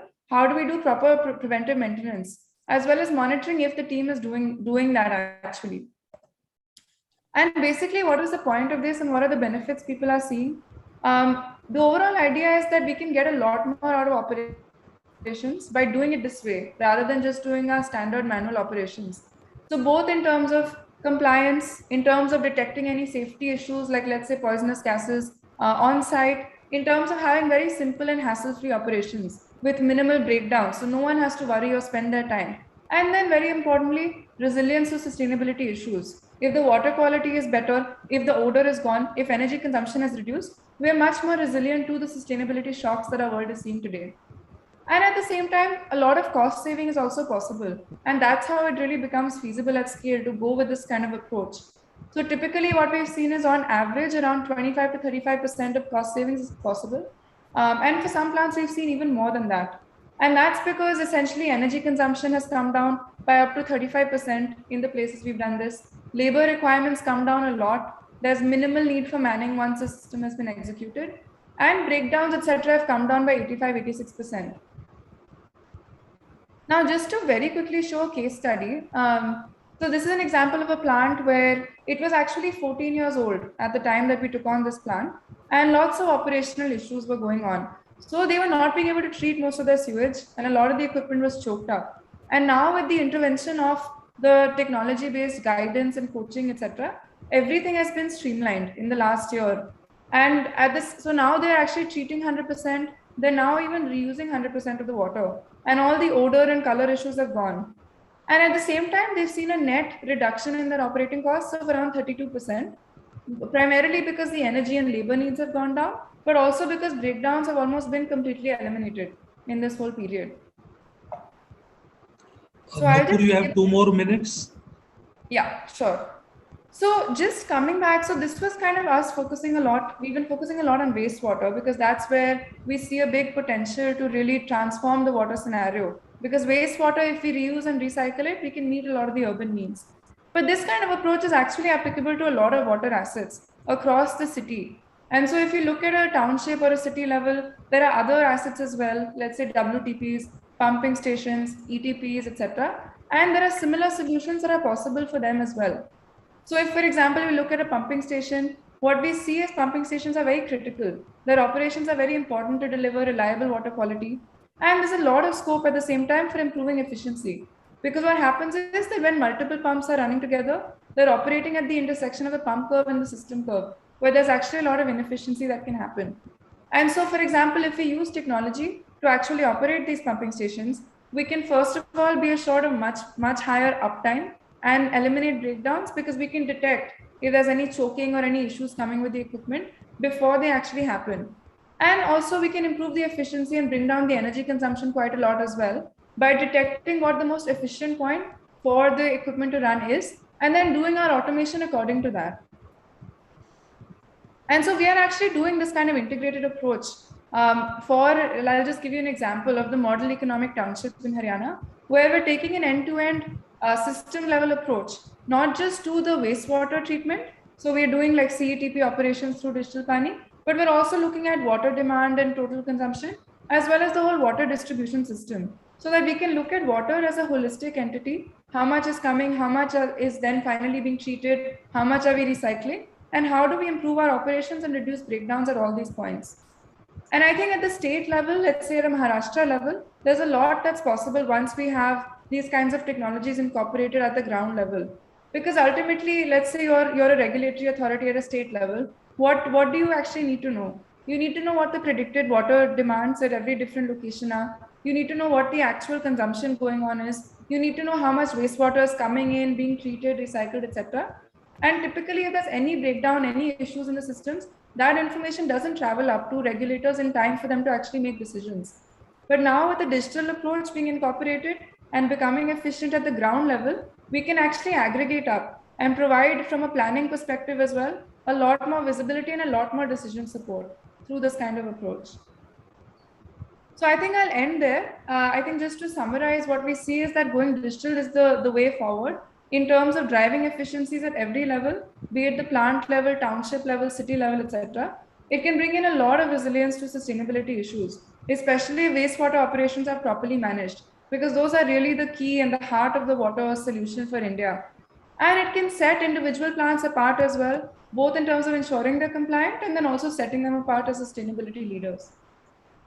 So I think I'll stop there, and thank you so much everyone for your time and attention, and would love any questions whenever there's time for that. So Rajesh and Mansi, we have a few questions and I will quickly take them. As Neha Agarwal is asking, what is the smallest size of the plant where digital pani has been implemented? Sure. I think. So Yeah, Mansi, go ahead. Sure. So we've done this for plants of all scales. And so we've done plants where the load is as less as 10 KL, and then also going up to plants where the load is as high as 200 MLD is what we're looking at. So I think you can start at any scale, and accordingly, of course, the costs come down, etc. And we can see efficiencies even for very small plants, especially because once the system is integrated, there's no need to outsource operations to O&M providers. There's very little manual involvement actually required. And through the expertise, through the software system, the facility team can actually manage it. So a follow-up question that Neha has is, can this be customized across active and passive treatment technologies? Yes, it can be, I think. And yeah, it is agnostic of any technology. So it is adaptable to any technology. There's of course some modifications to, let's say, the hardware and some of the software logics, but we have the full team to do those kinds of customizations. So Prasad Shetty is asking, can we use the technology for ETPs? Yes, I think we are talking to many. Plants? Yes, we are talking to many customers, in different sectors. And what I understand is ETPs are a big challenge, and ETPs and ZLD, yes, it can be applied. We've done it for a ZLD already. Yeah. Zero liquid. I think the main difference comes in, there's 2-3 differences. One is, of course, you need better influent monitoring and then accordingly modifying the operations based on the shock loads that are coming in. Second thing is there's some additional equipment, let's say an ME or MVR or an RO. And so accordingly, we have the logics and the systems built in for those as well. So it can be applied to any ETP. So Brahmistan Murlidharan is asking a question to you. Are the suggestions from Digital Pani based on ML and AI? So I'm assuming it's machine language and AI? Right. Yeah. Yeah, so there's two different, so there's some like hard coded in logics, and then there's intelligent logic based on ML and AI. So I would say currently our ML and AI models are under development, and hopefully they'll be fully trained and be live in the following year. Right now we have a lot of scientific expertise, etc., that we've condensed into certain logic apart from the ML AI as well, to then generate the required tasks and instructions. So Rajesh and Mansi, we have some few more questions which I will be sharing with you, over a separate email, and I would request you if you could please revert to the,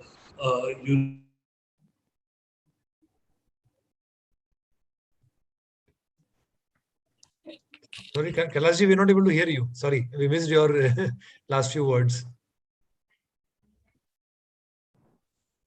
I think there could be a network issue. I couldn't hear. This brings us to the next session that we have in the future of water series. And I would like to now invite Mr. Robin Wong, Regional Director, APAC for Aqua Suite. And he's going to talk about Aqua Suite for wastewater treatment. Over to you, Robin. Thank you. All right. Yeah, thank you. Thank you, Kailash. Can you hear me clearly? Yeah, I can hear you. All right, I'll proceed to share my screen then. Yeah.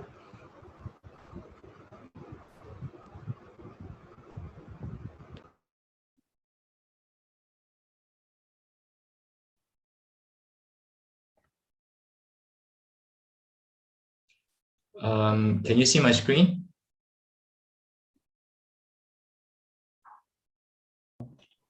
We are able to see your screen, but can you make it full screen in the sense that you can go to display settings at the top? It's in presenter mode or? Yeah, it is in presenter mode, but just go to display settings on the top. Sorry, I beg your pardon? Just go to display settings on the top next to the show taskbar. Next to show taskbar, beside it. So there is this display settings where your cursor is. If you go to the right, there is this display settings option. Display settings. Yeah, if you move up to the, just to the right of that. It's mute on what I see. I'll tell you what, I will try with a PDF. Just a second.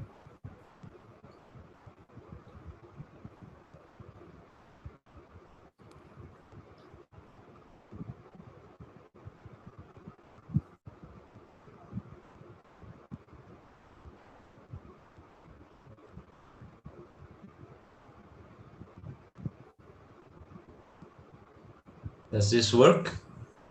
Yes, we can see it. Okay, so yeah, I'll go ahead and proceed then.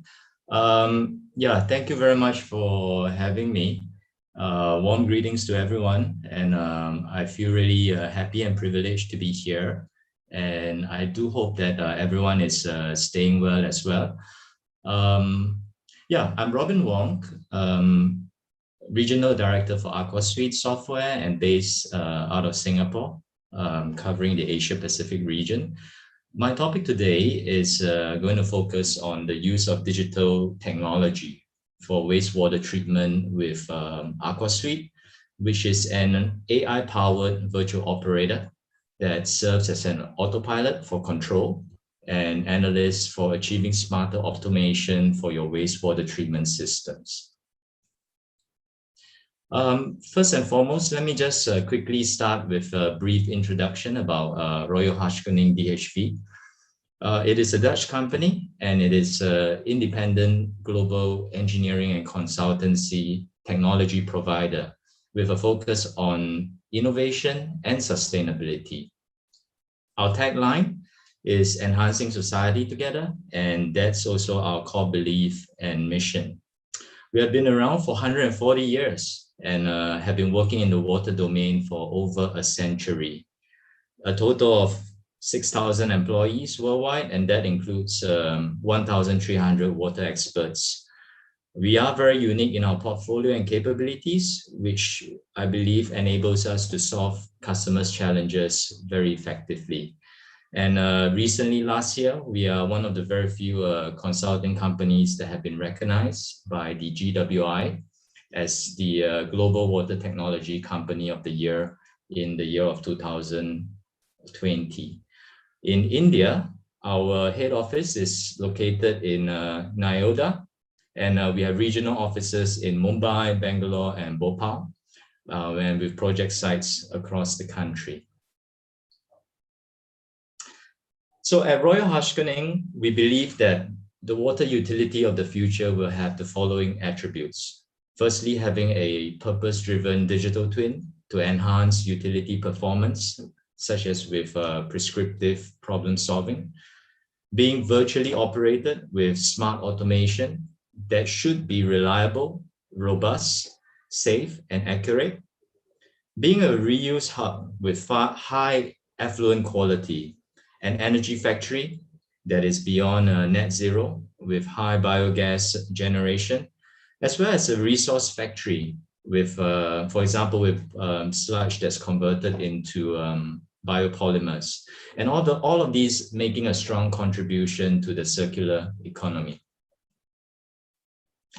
Well, this slide expands from the previous one with case studies to illustrate the technologies that our company have with countries such as in Singapore with PUB, as well as in Netherlands and the UK. Yeah.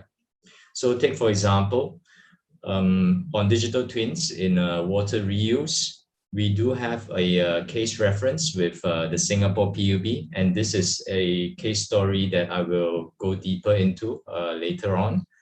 For biological treatment, we have innovative treatment processes like Nareda. Some of you might have heard of it. It's an aerobic granular sludge technology that purifies wastewater to a very high quality for all reuse options, and providing raw materials for reuse in a circular economy.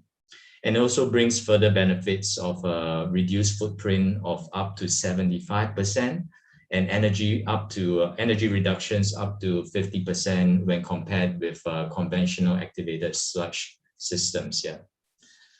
There are other case stories on energy production in Netherlands with our Ethereal technology, as well as sludge to biopolymer technology such as Calmera, which we will be happy to share separately.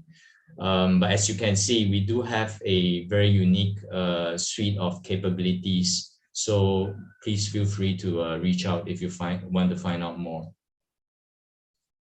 So today my focus will be on the Aqua Suite digital tool. Yeah. Aqua Suite is a smart water software that's already used very extensively for predictive control and analytics for water systems. And yeah, it can be used right across the water system, yeah, across various applications, starting with drinking water, where it helps utilities to provide resilient water supply at efficient pressure, enabling leak detection, reductions, and smarter capital investments. And moving across to the wastewater utilities, it does help utilities to meet stricter effluent quality standards, minimizing pollution with combined sewer overflows while turning waste into renewable energy. And for industries, it can also be applied to wastewater treatment to help them to meet discharge standards, to increase automation, reducing operational costs for chemicals, sludge, and energy, and less cognitive load for the operators. Yeah. So the vision for us is really to have a holistic software platform that can be applied to the entire water system so that the full system of the water cycle can be controlled and optimized holistically. Well, next, touching on the key domains here and expertise that's important to apply digital tools such as Aqua Suite. Firstly, right in the middle is having the water and wastewater domain knowledge. So applying this subject matter expertise, whether it's hydraulics, process design for treatment, water supply, non-revenue water reductions, that's fundamentally critical. And then you combine this water domain knowledge with data science and machine learning, together with software and process control integration expertise. And this will result in a solid platform that is robust and operational in a reliable way. Yeah. And we have already have over 100 proven installed cases all over the world that can supplement this knowledge base. So how does it work with the Aqua Suite virtual operator? The first step is really to learn. Yeah. So the virtual operator uses historical data on the different process variables, such as water demand, aeration capacity, nitrate, ammonium levels, and wastewater inflows. And the AI component of the virtual operator then learns the relationships between the various process variables. And then the subsequent step is it predicts, by combining the learned relations with prediction models. It is then able to generate predictions for all process variables. And the third step is analyzing, where the predictions are then used by the software to evaluate different control strategies for the operations of the assets in order to identify the optimal strategy. And furthermore, the predictions are used to identify critical situations in the near future, or to send alarms to the operator to enable proactive response for them. And last but not least, it achieves control, where the optimal control strategy is then put in place by using real-time set points connected to the local process automation systems. So, I mean, today we have the typical SCADA systems with operators manning them, most of the time in a reactive way. Looking ahead, and already happening today, we envision having an AI-powered platform like Aqua Suite to help enable smart automated control for the entire water and wastewater system. And this connects to the existing SCADA, PLC or process databases, as well as IoT sensors, and it augments the operations team by freeing them up for higher value-added work. But it doesn't substitute the SCADA and PLC, which we believe should always still be available. All right. Next, diving into wastewater applications for Aqua Suite, and this has been extensively used for predictive control and has resulted in energy efficiencies, reduced manpower, as well as helping to meet more stringent environmental compliance standards. So let's go in a bit deeper on this. Robin, you have 5 more minutes. All right. So the Aqua Suite platform has been used extensively for holistic predictive control and optimization of wastewater systems and sludge processing. So on the network side, for the sewerage transport system, it can optimize the sewer system, help to reduce the peak flows, and ensure that we have stable flows going into the wastewater treatment plant and reducing the need for bypass. At the treatment plant itself, for the liquid stream, loads can be accurately predicted and used for process control and optimization, such as aeration and chemical dosing, as well as anomaly detection, such as instruments, drifts, or soft sensing. And at the solid stream for sludge, it can also be used for sludge process optimizations. So let's take a look at a case study for Aqua Suite Pure, that's applied in wastewater treatment. Right. So advanced control is used to help to achieve better compliance and effluent stability, resulting in benefits of aeration optimization, more efficient dosing, etc. And let's take a look at a case study that we have implemented with PUB in Singapore. It is a modern new plant for MBR, so for reuse with 12,000 cubes per day. And it helped to achieve, firstly, a smart autopilot with a 48-hour forecast. It starts with predicting the load, and that had been predicted very accurately, up to 88% for the influent flow and ammonium load predictions. It brought about up to 15% aeration reduction, and that's pretty considerable for such a modern plant, as well as anomaly detections for instruments, as well as equipment such as blowers. And all in all, increased automation, productivity, and operators being able to move to higher value-added work here. This slide just shows that there is also the anomaly detections for the instruments where machine learning models are used to detect, instrument drifts before they become a problem. Yeah. So whether it's ammonium sensors or nitrate sensor drifts, yeah, those can all be picked up together with anomalies for influent pumps and aeration blowers. Yeah. And that's the write-up, and there is a white paper that has been published, and so happy to share. If you reach out, I'll send it over. And then for sludge, yeah, for the solid stream, again, using the same principles of machine learning for sludge process optimizations, in this case for dewatering. Yeah, I'll go straight into the case study for this. It's in Netherlands for the city of Utrecht, close to 800,000 population equivalent. And the biological process is using the Nareda aerobic granular sludge process. And sludge is contributed from there, as well as the other half from external sludge. So the features of Aqua Suite used here is that it's a fully automated plant, yeah, 24/7, manless during night shifts, and machine learning is applied for sludge logistics, as well as for the centrifuge predictive control.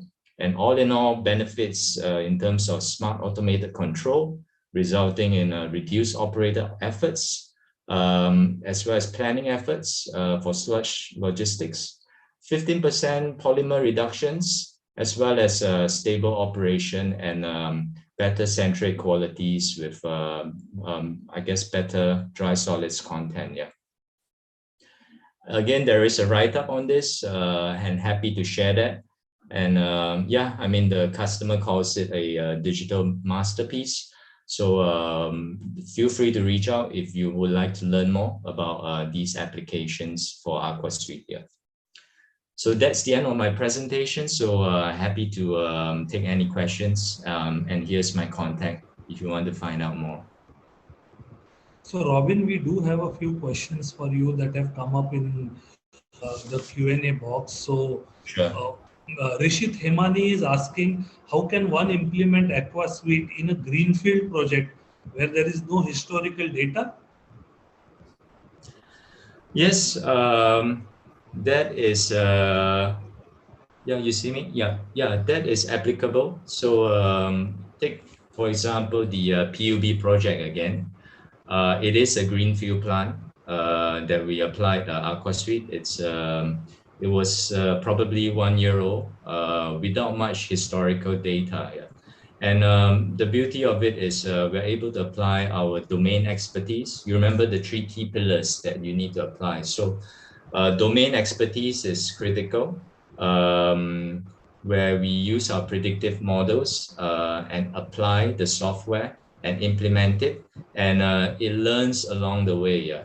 So we probably need to take around 3 to 4 weeks for it to learn the patterns, and then it can do that iterative self-learning, and it's highly adaptive. Yeah. So that's the beauty of it. And I fully understand where this question is coming from. Yeah, because for many plants, you may not have that level of instrumentation and historical data, yeah, for you to use and train the model. So the beauty of having Aqua Suite is that we are able to apply it to new plants and scale it up, yeah, from there. Amrut Raj is asking a question: does Aqua Suite also provide ability to remotely control the assets? Yes, it can, and especially with COVID, that becomes even much more important, as you can imagine. So for our recent projects, we have had to implement the plan with remote access protocols. Yeah, so it is able to be done, and yeah, we apply both on-premise as well as on the cloud. Yeah, so obviously, if it's on the cloud, it would, the accessibility is much easier. But as you know, with cybersecurity concerns, at times sometimes the cloud is not permissible for water utilities. And we have that ability to apply on-premise, and if possible for remote access, it will be great and even more convenient, yeah, for it to be implemented and troubleshoot. So thanks, Robin. Thanks for sharing Sure. the Aqua Seed with our audience here in Maharashtra. In case you have any more questions, I will send them across to you.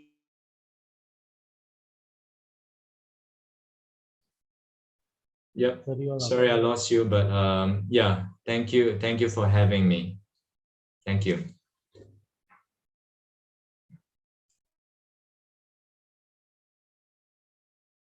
Invite Mr. Suchit Dekiwadia, Business Director, India and Middle East, for the presentation on the park's growth in India. Over to you, Suchit. Thank you, Kailash, and the team. I hope my screen is visible and my voice is clear. Your voice is clear, your screen is visible. Can you go full screen, please? Okay. You will have to play the full screen slide at the top. Wait.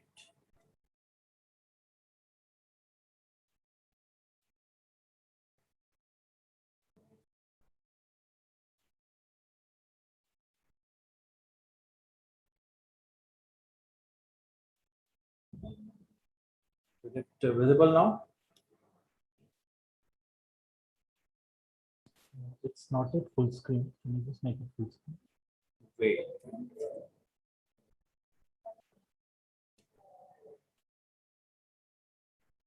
Okay.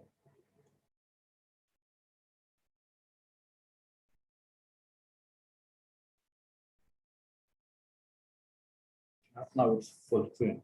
Is it visible? Yes, it is. Okay, great. So good evening, everyone. It's been a long day for all of you. And I must thank you, Smartwater, Kingdom of Netherlands, Dutch Embassy for organizing this webinar for the technology provider, as well as for the Maharashtra region, what exactly a good technology provider can contribute. So thank you once again for the opportunity. Myself, Suchit Dekiwadia, I lead business development and projects management for PACS for India, Middle East, and African countries. I've learned, in the last 2.5 hours, there are 3 words which are actually touchy for me. One is resource factory. The second is circular economy. The third is reuse, means the amount of use is actually the reuse. So what application it is. And I'm going to walk you through each and every aspect of this, how PACS has grown the similar concept and how in India we have become successful. So it's not just a technology, but if we are in India, what needs to be done to become a successful water treatment company for the industry. So I'll just give a quick background on about PACS with vision of reduce freshwater intake and world without waste, and mission of revitalizing resources as a resource factory. We are highly focused on this 9 value you can see at the right hand side of the top, where we only focus on this 5 value and we grow globally. Some of you may know that PAC was part of Skion Water. It has been, Skion has actually purchased 100% of PAC share in December last year. And Skion Water is one of the biggest group in water treatment, and there are different industrial and municipal wastewater treatment companies which Skion owns, which includes Vivo, Elico, and Ecopreneur, and Virochem. PAC is now one of them. Skion is a German group. They also, own BMW cars, and PAC was the first acquisition of Skion Water in 2011. So at that time, they had a smaller business share. And now they've grown and they've invested a lot of diversified share into the different water treatment companies. And yeah, I'm gladly, I would like to share that this year, 2021, Skion Water was the Water Company of the Year. Yeah, with the only focus on the kind of water treatment with the kind of technology which is futuristic, Skion has won this award globally.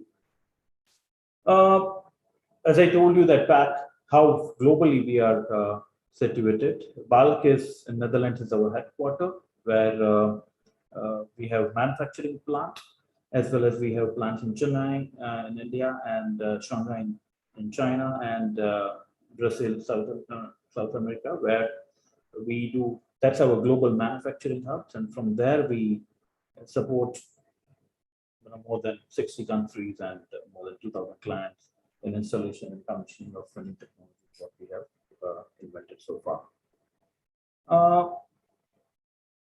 The circular economy is a very common word nowadays, but how do we do it? It's about not just implementing the Me Too offering. It's about where do we edge on having a new technology. It's not just a large black box, but a continuous innovation. Biogas was one of the bigger incentive for our clients, but now we are talking about bioplastics.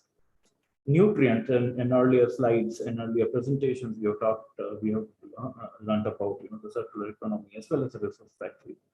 That's where our clients are getting incentivized even if they have to pay a certain premium. And when we say technological evolution, it is just like that. In 18th century, you can see what kind of cars were, and now what we are talking now, we are talking electrical vehicle and biofuels. So every technology evolution has to be there. And when we talk of our advanced granular biotechnology, bio-based reactor, anaerobic reactor, it is exactly the same. We do maximum work at the minimum footprint as well as minimum timelines. When we talk of different technologies, Biopack is one of our brand where we do this high-rate reactor, where IC is internal circulation technology, ICX is extra internal circulation, AFR is anaerobic flotation reactor. Then the moment we generate biogas, the gas treatment, where the third-party technology is that we allow our client not just to use the biogas for the boiler, but they can also produce electricity. The thiopac waste, which you can see the yellow color here, it's a biosulfur. It can be used as a fertilizer or a fungicide. Similarly, when we talk of Inomox, where we reduce ammonical nitrogen level from the wastewater into 2/3 of the total energy saving we have. So all in all, when we talk of resource factory, it's about the incentive of the client, incentive to the clients over there. With that, we have a lot of industrial installations, pulp and paper needs at particular numbers. We have 3,000 plus installations worldwide on all our technology, including all this prime industrial focus. Coming back to what we have done in India, 2013, we started our company, 2014, we have formed our core team, and now within, in 16 years for sure, we have done our local production. But due to Make in India, we have allowed our client to have the local facility, European technology made in India, supplied in India. And in 2018, we have become the largest anaerobic treatment company. Now, today, we are number 1 in anaerobic wastewater and gas treatment. We have 120 installation plus, including the re-entry we have had in 2013, 70 plus installations we have. Same, all agro-based industries, sugar, paper, dairy, food and beverages. I'm going to walk you through especially the case studies, because Maharashtra is more or less focused on its sugar belt as well as the paper belt. Paper, of course, my colleague Elan Cherian in the next session will cover a case study, but sugar belt, how the zero liquid discharge is possible without even UF and RO. It is a big thought for the industry, big the process which you have to adopt. Like Rajesh mentioned about the reuse means what is the application is important. So when we talk of this condensate polishing unit in sugar industry, the biopack reactor acts as a border security for it. It's the heart of the entire system, where 90 to 95% removal of the carbon happens only in this particular heart. Then we need only a small polishing system, anaerobic treatment or tertiary treatment. More or less, we do not need ultrafiltration and RO if our client wants to use the entire water for fermenter. Earlier, when we entered into the market, before that, all our clients used to have the ultrafiltration and RO system, and they had a problem in handling rejects. But imagine that when we have a thought process of having a application of the reuse and the proven technology, we are going to need a power or an energy surplus effluent treatment plant. So that's how we have got now 30 plus installations in India, and there are a lot of local players, which old market players. We have beaten them based on the performance of the technology. A quick case study: Redek Khaitan. It's world Asia's largest water manufacturer. They had a condensate for the 3 streams coming out from biomethylated spent wash or a normal spent wash, also the grain wastewater. And the problem was, the challenges where we had to, as I told you, timeline is equally important, because the government of India had earlier ethanol blending policy of 5%, then 10%, now 15%, and then 20%, and so on and so forth. Even a day before, there was a news that TVS has launched a motorbike which runs on 100% ethanol. So timelines are equally important for continuing or completing the effluent treatment plant projects. So it was a 2018 project, and this is the scheme where you want the ultrafiltration and RO for the fermenter process. Okay, so January 2019, we have taken, this was the site. March end, the site was ready for commissioning.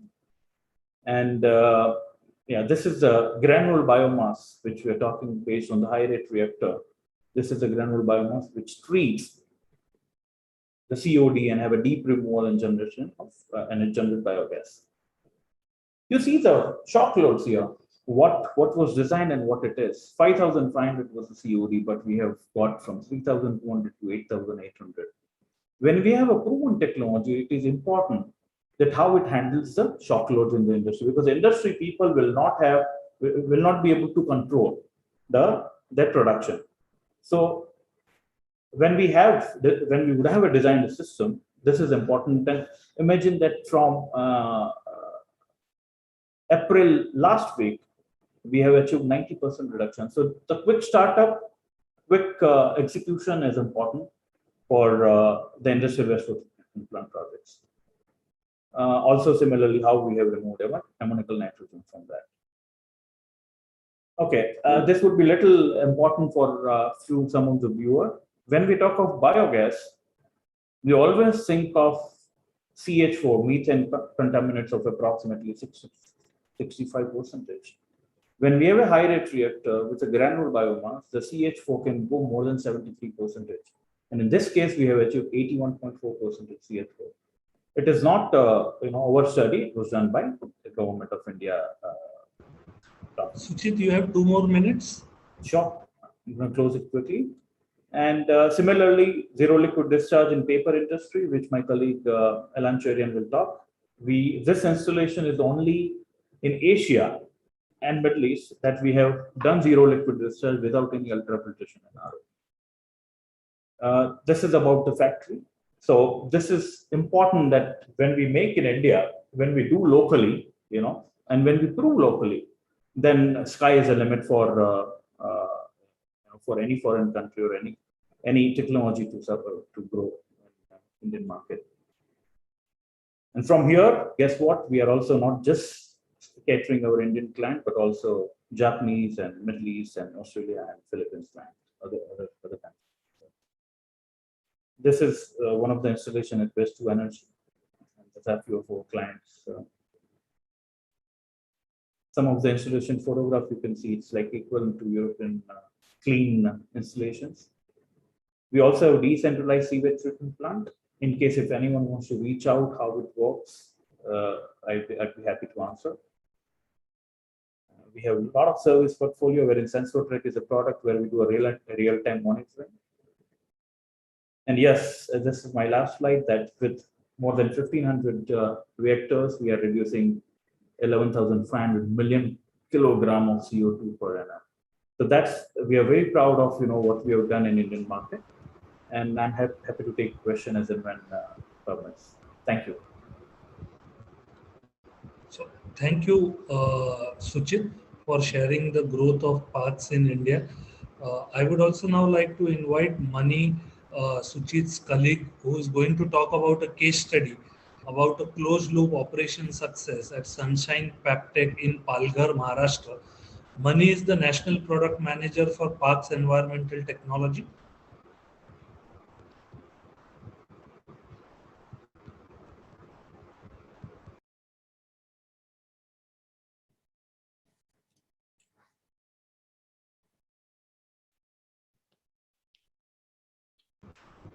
Is my screen visible, sir? Yes, Mani, your screen is visible. You could go ahead. Thank you. Thank you, sir. Good evening to all. I am going to speak about one of the successful case study in the recycled paper mill. The mill is located in Maharashtra, and it is nearby Mumbai. So you can see the location in the India map. And this is our Biopack ICX, which we have installed in the Sunshine Paptech. Here the client is using recycled paper as their raw material. And they are producing kraft paper, which is being used for making packaging industry.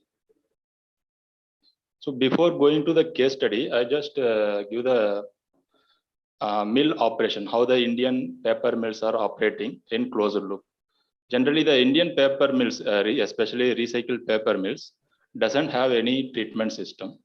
And they are recycling the processed water back to their paper machine without having any proper treatment. So in the paper mill, there are two main areas. One is stock preparation and the second one is paper machine.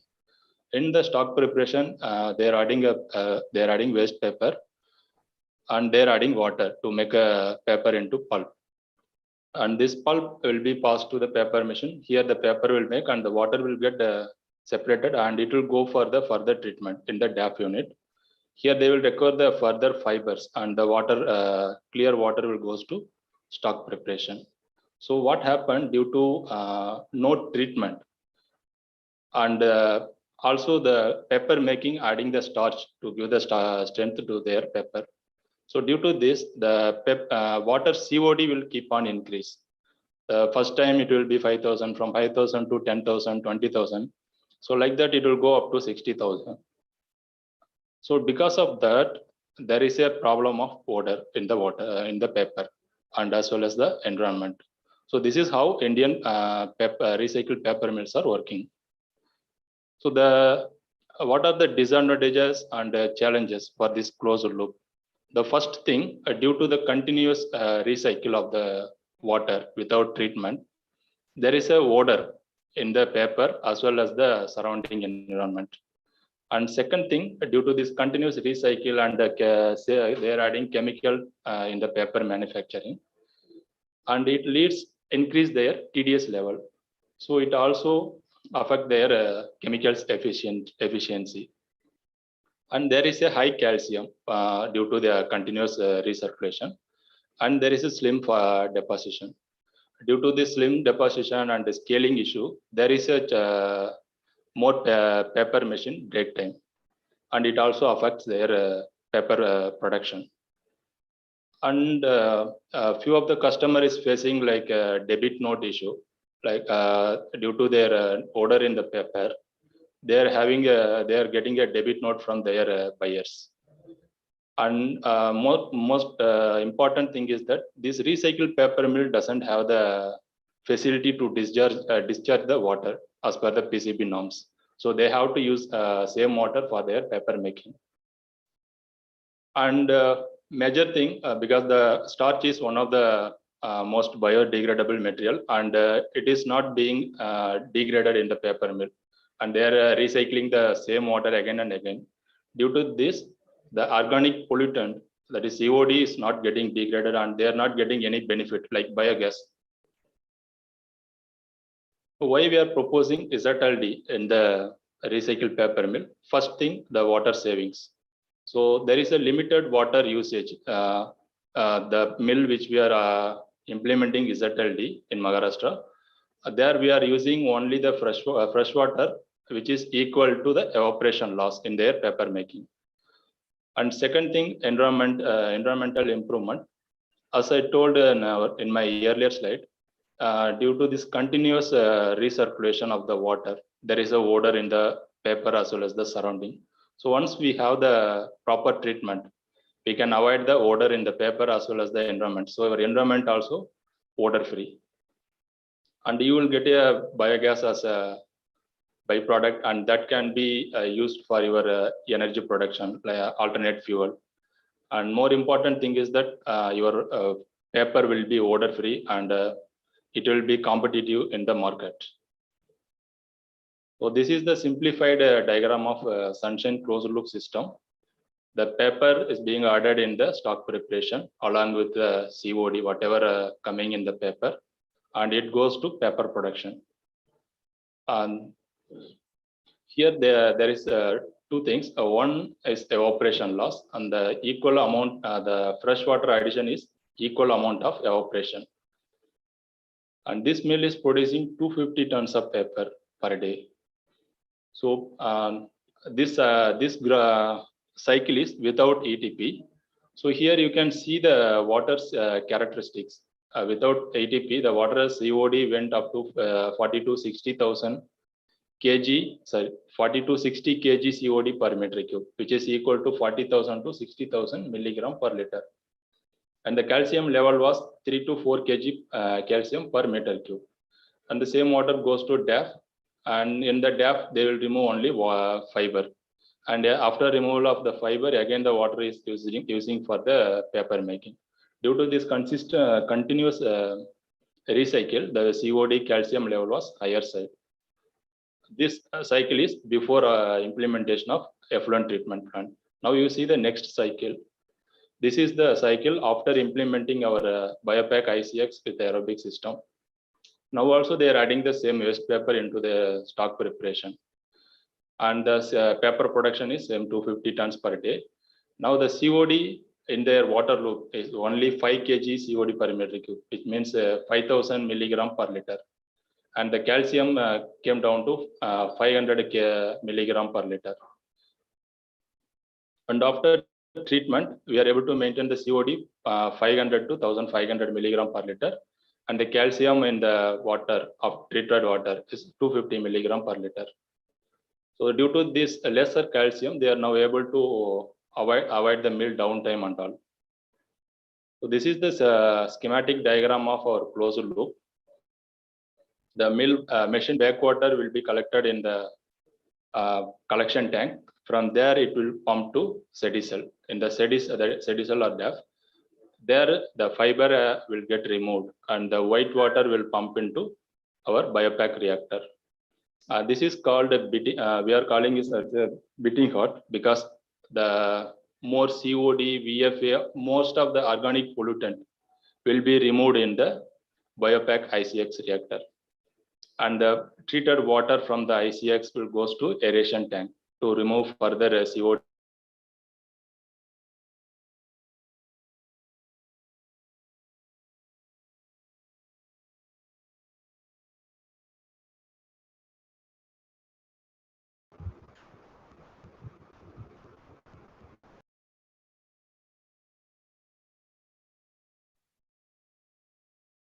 Hello. And this can be used into their boiler or engine. Now, right now it is on flaring. So these are the benefits while we have a biopack plus aerobic combination for the ZLD based recycled paper mill. The first thing, their paper will be odor free. So that is the main reason why we are going for the ZLD. And apart from that, our biopack reactor require only minimum footprint, and the paper quality will improve. Before that, there is a parameter called stiffness. So after this combination treatment, the paper stiffness has improved. And we are producing biogas as a green energy, and this can be used into their boiler. And moreover, whenever we are talking about ZLD or closed loop, we always hear about UF and RO or evaporation system. But this system doesn't require any UF or RO or evaporation system. This is a simple closed loop. We need only biological, anaerobic and aerobic. With this combination, we can achieve the closed loop. And the freshwater consumption. Minutes? Yes, sir, I will complete. The freshwater consumption also lesser. And this entire plant operation monitoring through PLC. So this is the attractive benefit of the industry. The pollutant has removed from the water, and this is the 100% recycle, and you will get a ROI as your paper product quality improved. You will be a competitive in the market, and there is no odor in the paper. So this is the comparison of Sunshine before and after implementation of our ATP with the Biopack ICX. You can see the calcium was 3000, now it is 650 in the water. Earlier it was 47,400, now it is 5,500. And we are getting biogas of 3,000 to 3,500, which is equal to 7,000 kW of energy. And these are the few graphs. The first one is inlet and outlet COD. And second one is ICX efficiency, and third one is biogas generation. And recently we have tested our Sunshine paper in SGS laboratory, and it is certified as food grade as well as odor-free paper. And we also released a white paper with the directors of Sunshine. And this is the performance certificate recently we received from Sunshine. This plant is running more than 1 year now. These are our Indian paper industry references. And this is the guarantee that we are giving to our paper customers, like the COD, which is main reason to make an order in the paper, that we will control less than 5,500, and VFA will be less than 30 milliequivalent per liter.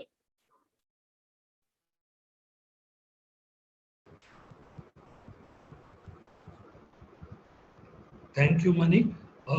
We have received a few questions asking for the CapEx and the OpEx comparisons for this case study.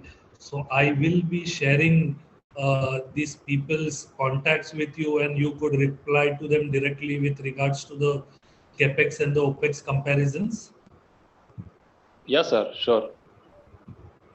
So this brings us to the last presentation that we have scheduled for Jal Samrudh Maharashtra, where I would now like to invite Mr. Prakash Muthuswamy, Managing Partner for Om Systems, who's going to talk about wastewater metering case studies from across India. Over to you, Prakash.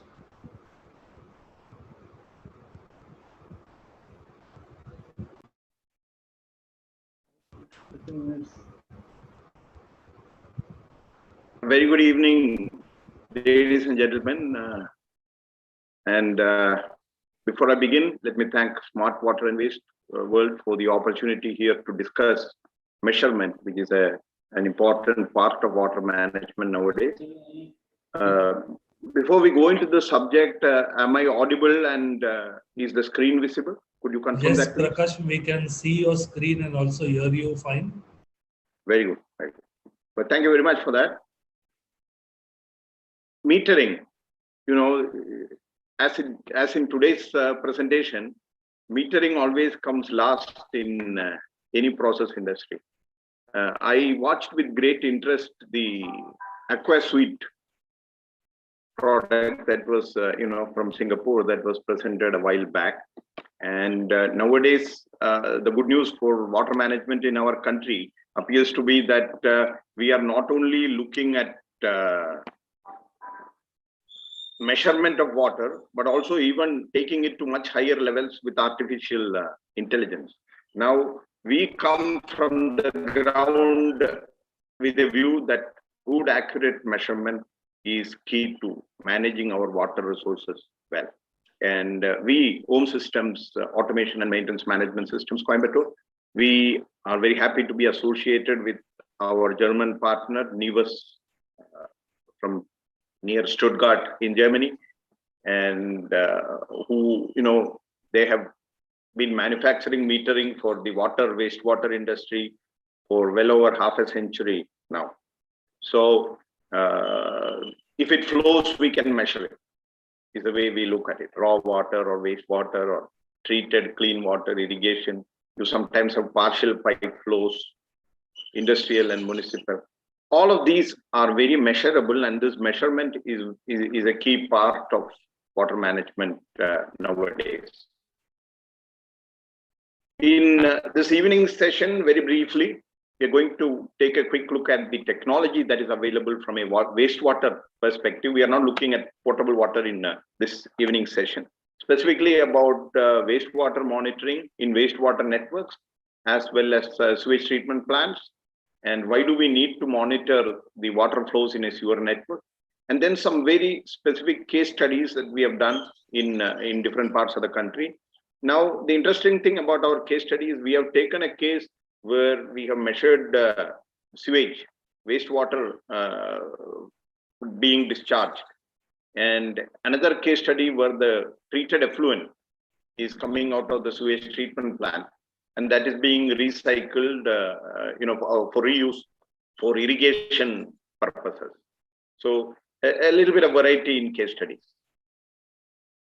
The type of technology that we use here, and that comes from Germany, very robust, rugged measurement technology. You see in the bottom right-hand corner there, a bunch of sensors, which can measure in open channels. We measure both the velocity of flow and the depth of flow, as it is illustrated here with the cross-correlation technology. So our sensors measure the velocity at different depths in the flow and average it out. So we get very good average velocity and the depth of flow measurement. It can serve either in pipes or in open canals. And even, as a matter of fact, we are presently doing a measurement for a river as well in Andhra Pradesh. So these measurement devices are available for permanent installations as well as for portable for study purposes. Now, very, very accurate way of measuring polluted or abrasive, dirty water. And why should we measure? In our country, we are not, traditionally, we've not been measuring even clean water, never mind wastewater. So there are advantages in measuring wastewater, as we will see in our case study as we move forward. So that's a quick look at the technology. Of course, we can share more details, with the specific queries that can come up later. Now, in terms of wastewater treatment plants, Nivus makes some very, very interesting devices. One is the sludge level detection for settlement tanks, where you have the sludge blanket within the settlement tank, and you don't want the level to go too low and drain out water into your sludge system, or make it too high that you don't have enough retention of the water within the settlement tank. So there is these kinds of sludge level detection, which we have references in India now, and also flow measurement within the plant for various, from raw sewage inflows to the various process flows like activated sludge flows and wasted sludge flows and what have you, so that you can account for water throughout the process. And of course, your treated effluent, which is now a very important, essential source of water in our country. And it becomes important to start the measurement from the wastewater networks themselves. Why do we have to measure? And that's hardly ever been practiced in our country, but this has been quite widely used elsewhere in the world in sewer systems. Normally, we expect 80% of the water we supply to turn into wastewater. but that is not in reality the case. When you look at your sewer systems, you have various situations. First of all, that the flow velocities can be very, very low, below the critical velocity for the sewer, so that the solid matter in the sewage starts to settle down within the sewer, and then that reduces the available volume for sewage to move and further becomes an impediment for sewage flow in. So it is important to make sure that the wastewater moves from the source to the treatment plant as quickly as it is designed to go. Now, our manholes can surcharge, as you can see the visualization here, and that is a great big hazard on health and environment as well. So to ensure that the manholes are not surcharging, you need to be sure that the level is lower than the diameter of the sewer available. Then there is a need to prevent unhygienic conditions nowadays and buildup of hazardous gases. We do have, unfortunately, some cases of loss of life, etc., due to buildup of hazardous gases in the wastewater conveyance systems. So it is important to avoid that and make sure that the wastewater is flowing without obstacle to the treatment plant before the blockage becomes a problem. So, and another angle is the ingress and infiltration, where the sewer system has got problem. As the image here shows, groundwater can rush into the sewer system, thereby increase the amount of wastewater that is being produced here. So to avoid these things, and last but not the least, to know exactly how much wastewater is coming to your treatment plant. We have had many cases where we go and measure, and that shocks municipalities, government clients into, oh, my plant cannot be receiving so much wastewater. That's many of you would have encountered such situation. That is because there are many sources of water that are coming in, which unless you measure, you don't account. That's from a sewer network point of view. Now let's take a quick look at some of the cases that we have done. Here is a project that we did in Patiala in Punjab, a study for the entire wastewater system of the city of Patiala, and they have two main catchments called Badi Nadi and Choti Nadi, and all the wastewater inflows happen into these two big catchments, and eventually that is the wastewater that is being produced in the city. Now we did 24 hours measurement in about 115 discharge points and 72 hours measurement in the major wastewater flow channels, and the data was very revealing. Perhaps one of the early cases where actual wastewater measurement was used to quantify and as a precursor to treatment of wastewater. Normally in our cities we calculate theoretically based on per capita water usage. The figure is about 135 liters of water consumption per capita, and if you take 80% of that as wastewater, then you work out the figure of how much wastewater the city is producing, and that can be cross-verified with the water supply, the municipal water supply in the city, which interestingly enough, the municipal water supply is itself often not well metered. So there is only some, pump capacity or some consumption record, what is available with the municipality. Now, there are other sources of water like groundwater being used, although now groundwater usage is significantly restricted. But we found out in Patiala, we worked for Tata projects there actually, and we found out that the wastewater generation is 35 to 40% more than what is expected theoretically, per the population and the water supply data. Now, this considerably helps in designing your wastewater treatment requirements, and the ultimate aim was riverfront development. Now, if that has to happen, you got to be able to quantify your wastewater accurately. So this is a case study and a pointer as to why measurement is the only appropriate way to exactly determine what kind of wastewater treatment is required for any city. That's case study number one. And Another one that we did for Bangalore, BWSSB in Bangalore, to assist Indian Institute of Science. Now, this is a very interesting case where the treated water from the STPs in Bangalore is being sent to Kolar. Now, Kolar has become water deficient nowadays, and they need external water resource for irrigation. And all the treated water from Bangalore is being sent to Kolar, which is 50 kilometers away, for irrigation purposes. And there was difficulty accounting for the water usage, water being supplied for irrigation in Kolar. So we did measurements very extensively. There was some available metering as well, existing metering in this sewage treatment plant. So our studies actually helped them to discover errors, that have crept into their existing metering system. Now, as opposed to the earlier case study, which was on wastewater, this is on treated effluent.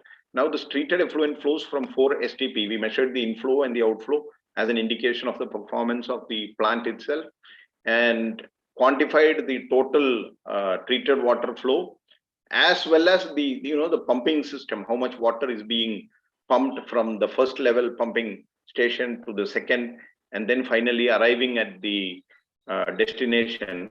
This open channel here that you see is where the water is coming out for irrigation in Kolar, and our sensors measured all of these flows, and we could discover that some of the meters were in error in terms of 25% in one case and 10% in another.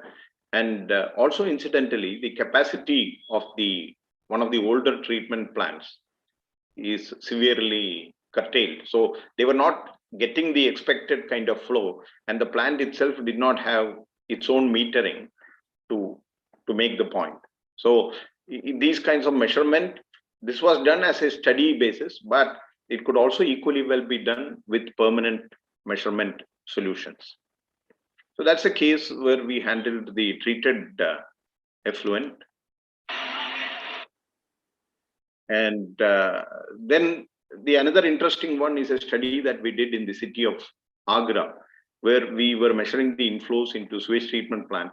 And nowadays, when the operations of STP is outsourced, it is important to, for all parties to quantify exactly how much wastewater is coming, because the contractor's revenue also would depend on the wastewater flows.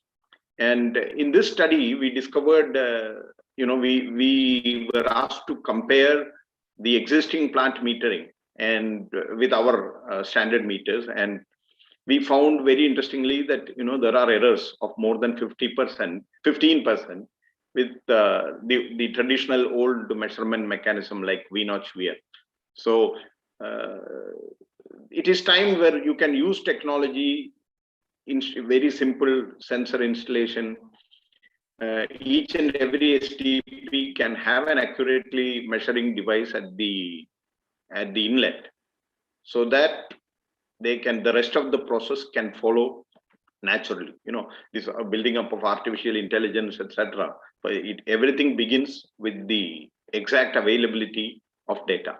So that's a study that we did in the city of Agra, and this is from Neves, Germany, where the entire city is having the stormwater collection system is having Neves metering in place. This is in Vienna, because Vienna is a low-lying city and is very prone to flooding. So they measure the inflows at various parts of the city and then use the drainage channels, the outfalls from the city, with the priority for whichever area is getting more rainfall or the inflows of water is more. That area is given priority to pump the water out into the trunk systems and out of the city. So Prakash, this is a real-time control system. Thank you very much. Real-time control system that's been deployed in the city of Vienna with extensive metering throughout the stormwater system. So permanent metering is also possible in our sewer systems, and that's been well established and proven elsewhere as well. Now, finally, we come to an installation for a pumped system. All the time we were looking at open channel flows. Now we have done an installation in Pallavaram near Chennai, Pallavaram municipality, where they have a pumped inflow to the treatment plant, and they don't have any smart system. They don't have any SCADA system or any way of acquiring the data. So we have given them a simple web-based monitoring solution which gives them the hourly flows and the current flow rate at each hour. They can just directly take it from the web. So very, very simple one-off meter installation. They don't need any software or any other investment, just the meter with web-based data which is available for them throughout from anywhere. So even you are not constrained by location. So these are all the various possibilities in terms of measurement. And one thing that you see here is, if you look at the sensor, it is inserted through a small 1.5-inch nozzle into the pipeline. Traditionally, we actually replaced an inline flow meter in this plant, which was not functioning, and that is a full bore inline flow meter. Now, if you look at the hassle of cutting this pipe and installing an inline meter, it is very simple just to make a small hole. The shutdown requirement was almost not there to install the sensor. It's very easy to install, easy to maintain. Anytime you want to do any maintenance, you can just pull out the sensor and close the valve, and the plant can continue to operate. So this is the last case that we are putting forward, where even without any metering, anything in the plant, all they have is their electrical panels. You just have the sensor technology. It tells them the inflows to the treatment plant. So, ladies and gentlemen, thank you very much for your attention. We really enjoyed being part of this event, listening to other excellent speakers as well. And thank you, Smartwater and Waste World as well, for having us as a part of this event. We'll be happy to provide any further assistance that is required. Kailashji, I think that completes my... Prakash, yeah, we have two questions for you that have come up. One is, how accurate measurement can we think about in a 1 meter diameter pipe flow? Yeah, better than 1% is the straight answer. Okay. And one more final question that we have is, can you share the maximum and minimum range of the ultrasonic flow measuring sensors with accuracy too? Yeah, we can share that. If you can give us the source of the question, we can share the information. But this type of wastewater sensor that we are talking about, it can measure up to 6 meters per second velocity. Normally, we would be flowing at less than 1 meter per second velocity. So the limit is by velocity, not by volume flow. So the volume can be, if it is a 3 meter dia pipe, as Nivas are measuring, in the city of Paris sewage treatment plant, it's on a 3 meter dia pipe. So they can go up to 6 meter per second velocity in a 3 meter dia pipe, even in a smaller pipe. So the limitation here is, if the velocity is less than 6 meter per second, we can operate within the specified accuracy. Nanda Kumar is asking this question: which type of flow meter / sensor is being used in the partial wastewater drain? Excellent. It is the wedge sensor that we saw earlier, where I said, that we measure the depth of flow as well as velocity of flow. Now, it can be very dirty flow. It can even be chemical laden flow, in industrial discharges. Doesn't matter. Our sensor technology will measure both the velocity and depth. And then, knowing the profile of your pipeline or channel, we can program the device to give you directly your volume flow. So, Prakash, in case we have any more questions, we will share it with you. We are a little way past the time. So, thank you very much for this presentation. Thank you very much, Kailashji. Thank you very much, ladies and gentlemen. Let me wish you everyone a very good evening. Pleasure to be with you. I would now like to invite Ms. Priya Anil, Senior Trade and Investment Officer at the Netherlands Consulate to deliver the thank you address. Over to you, Priya. Thank you so much, Kailash. I would like to thank all our speakers who have taken time from your busy schedules to be with us here at the Jal Samrudh Maharashtra yesterday and today. The presentations were very enriching, and it makes us realize how much more we can achieve together to have a sustainable and circular water economy. I would also like to thank our audience. Your questions were very well received, and I hope we were able to answer them all. Personally, I have learned a lot myself from your questions and the answers that were all given out. Kailash, thank you very much, and also to your wonderful team for your professionalism in organizing the Jal Samrudh Maharashtra event for us. You've excelled as usual in our expectations, and we look forward to working with you again in our future events. Job well done. Before we sign off and say our goodbyes, I would once again like to bring to your attention the Urban Water Management session at the India Business Day on the 12th of October. Please feel free to reach out to me for more details. You can get my email from Kailash, and I'll also put it here on the chat box. And we look forward to seeing you all there virtually as well. Thank you. Thank you, Priya. Thanks for the Dutch Consulate for supporting the Jal Samrudh Maharashtra initiative.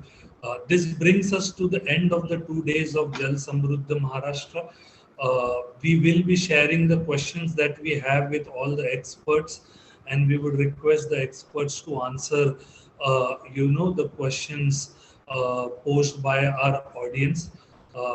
Further to what Priya said, we thank all our speakers who have taken time out of their busy schedules to,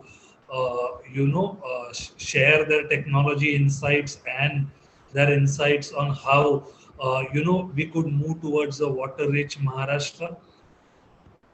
And with this, I bring Jal Samrudh Maharashtra to a close. Again, a special mention of our prayers and concerns with the people who were affected by Cyclone Gulab, specifically the people in Maharashtra. We have been receiving a lot of feedback from some of the corporations and councils that, the rains have really played havoc in their regions. So our prayers and our concerns are with you. And with that, I bring Jal Samrudh Maharashtra to a close.